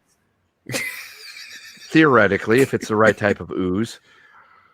We're waiting to find out. Yeah, but boycotting, Disney's never going to work. That's why we've never called for a boycott. Can't do it. Yeah, it's if you want to pay your money, pay your money. If you don't. We're not going to organize any type of resistance. Yeah, but I mean, once again, this is what these corporations do. If you don't, once again, if you want to give them don't want to give them your money and make a stance that way, that probably works really, really good because saying you hate Disney and stuff like that on the internet doesn't do anything. Actually, not giving them your money probably hurts them more. Yeah. So there you go. And like if you hate what's going on with Star Wars, don't go watch it. Let us, spend our money to tell you how bad it is. Yeah, that's the plan. We got a lot of stuff planned this year. Let's read these last 2 super chats and put this very fun episode to bed. Mr. Millennium says, I start college tomorrow. Wish me luck, guys. Good luck. Don't listen to your guidance counselor. Take the classes that are on your list of stuff you have to take. And find somebody who has a car. I'm trying to think. I don't have any great college advice, but I have great college memories. Just, go to school, but live life when you can. God, yes, Yeah. live life. Definitely live life. Like if it's like, hey, I got my shit done, but now all these people are meeting up at like 2 a.m. Go. Yes. Although clubs are overrated and stupid. Oh, yeah. So, Dio Brando says, Disney refused to put Spider-Man on the kid's grave. That is very true. And that is really, really shitty. That is extremely shitty that you need, a license or permission from them to do it. Like, that's entirely shitty. You should just be able to do it. Yeah. What are they gonna do what are they gonna do if that dad does do it? Are they gonna remove the grave? Is that what they're gonna do? The Homewood, the graveyard. Yeah, but see, the thing is, if he would have played his cards right in that instance, so say he goes and puts Spider-Man on his kid's grave. So he did it without permission of the people that own the copyright. However, when Disney goes and forces the cemetery place to take it up, they're going to look like bigger dicks than by saying no. Yeah. So that's what he should have done.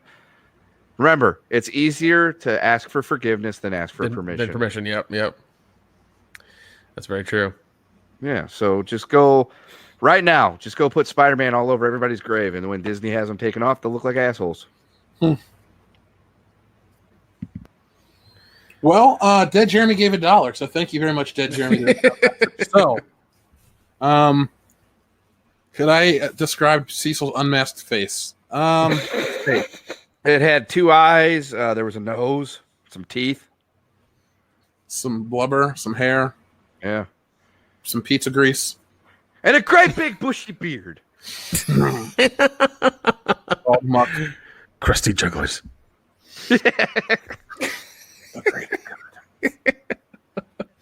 Oh, we forgot to mention The Matrix. Is there anything about The Matrix you want to talk about? I figured. Oh God, The Matrix, Jesus. The first movie was good. The greatest ever Matrix parody was in Conker's Bad Fur Day. Oh God. Which, by the way, I saw that at the used game shop the other day for like $80. I'm like, God damn it! Fuck. Yeah, no, that one I know is it's pretty high as well. Yeah, that's a big demand for that one. God, the first one was amazing. The other 2 were eh. They're making a 4th one. I don't see how. And the Wynorski, I don't know, people was what I guess I have to call them now. Yeah, are doing another one. Which like it makes no sense based on the way the story ended. Yeah, I mean, whatever. Just I guess because they really fell off with like Jupiter Ascending or whatever the hell it was. That movie was complete dog shit. So you're just gonna go back to what you know and do something familiar. It's like whatever. I don't know. The Jupiter Ascending was, I don't know. It was too much information, too much of an information dump too quickly. None of it made sense. So it was just really weird. But I mean, even Matrix 4, like, what are you gonna do? Like 3 more movies? Come on, don't do that. Yeah. All right. I say the first Matrix is the best parodies from Scary Movie, and Nib High Football rules. That's right. Oh man.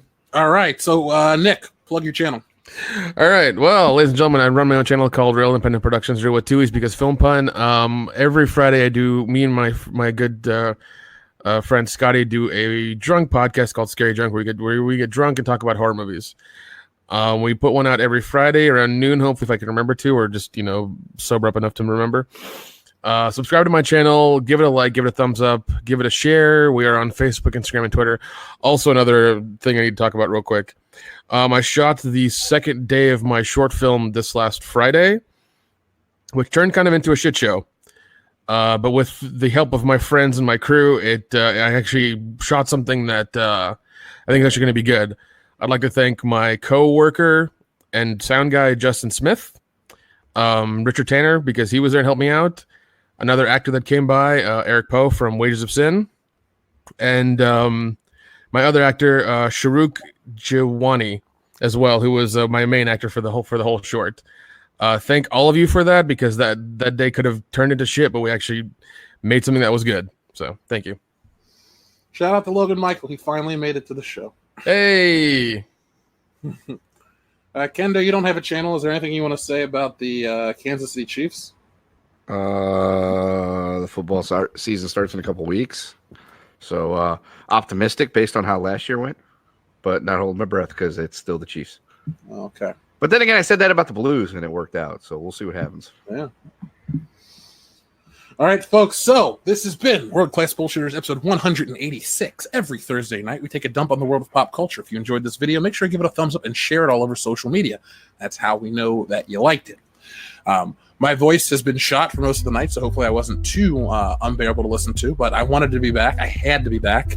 And over the weekend, I'm going to pump out some content and get back on track. It was really weird being feet away from my computer, but couldn't get up to do anything with it. So we got D23 Expo coming out. We got all the backlog of stuff. It's going to be an interesting time. So make sure that you have your bell notifications turned on and catch all of the World Class Bullshitters videos, because we are now number 2 in the Fandom Menace. We passed Uncle Ethan, so we're on our way back up. Eyes for everyone. Yeah. So thanks, folks. And you know what? People in the chat are saying it. I'm going to say it again, as always. Go out into the world. And what, Nick? Be excellent to each other. Boom. Bye, folks. .com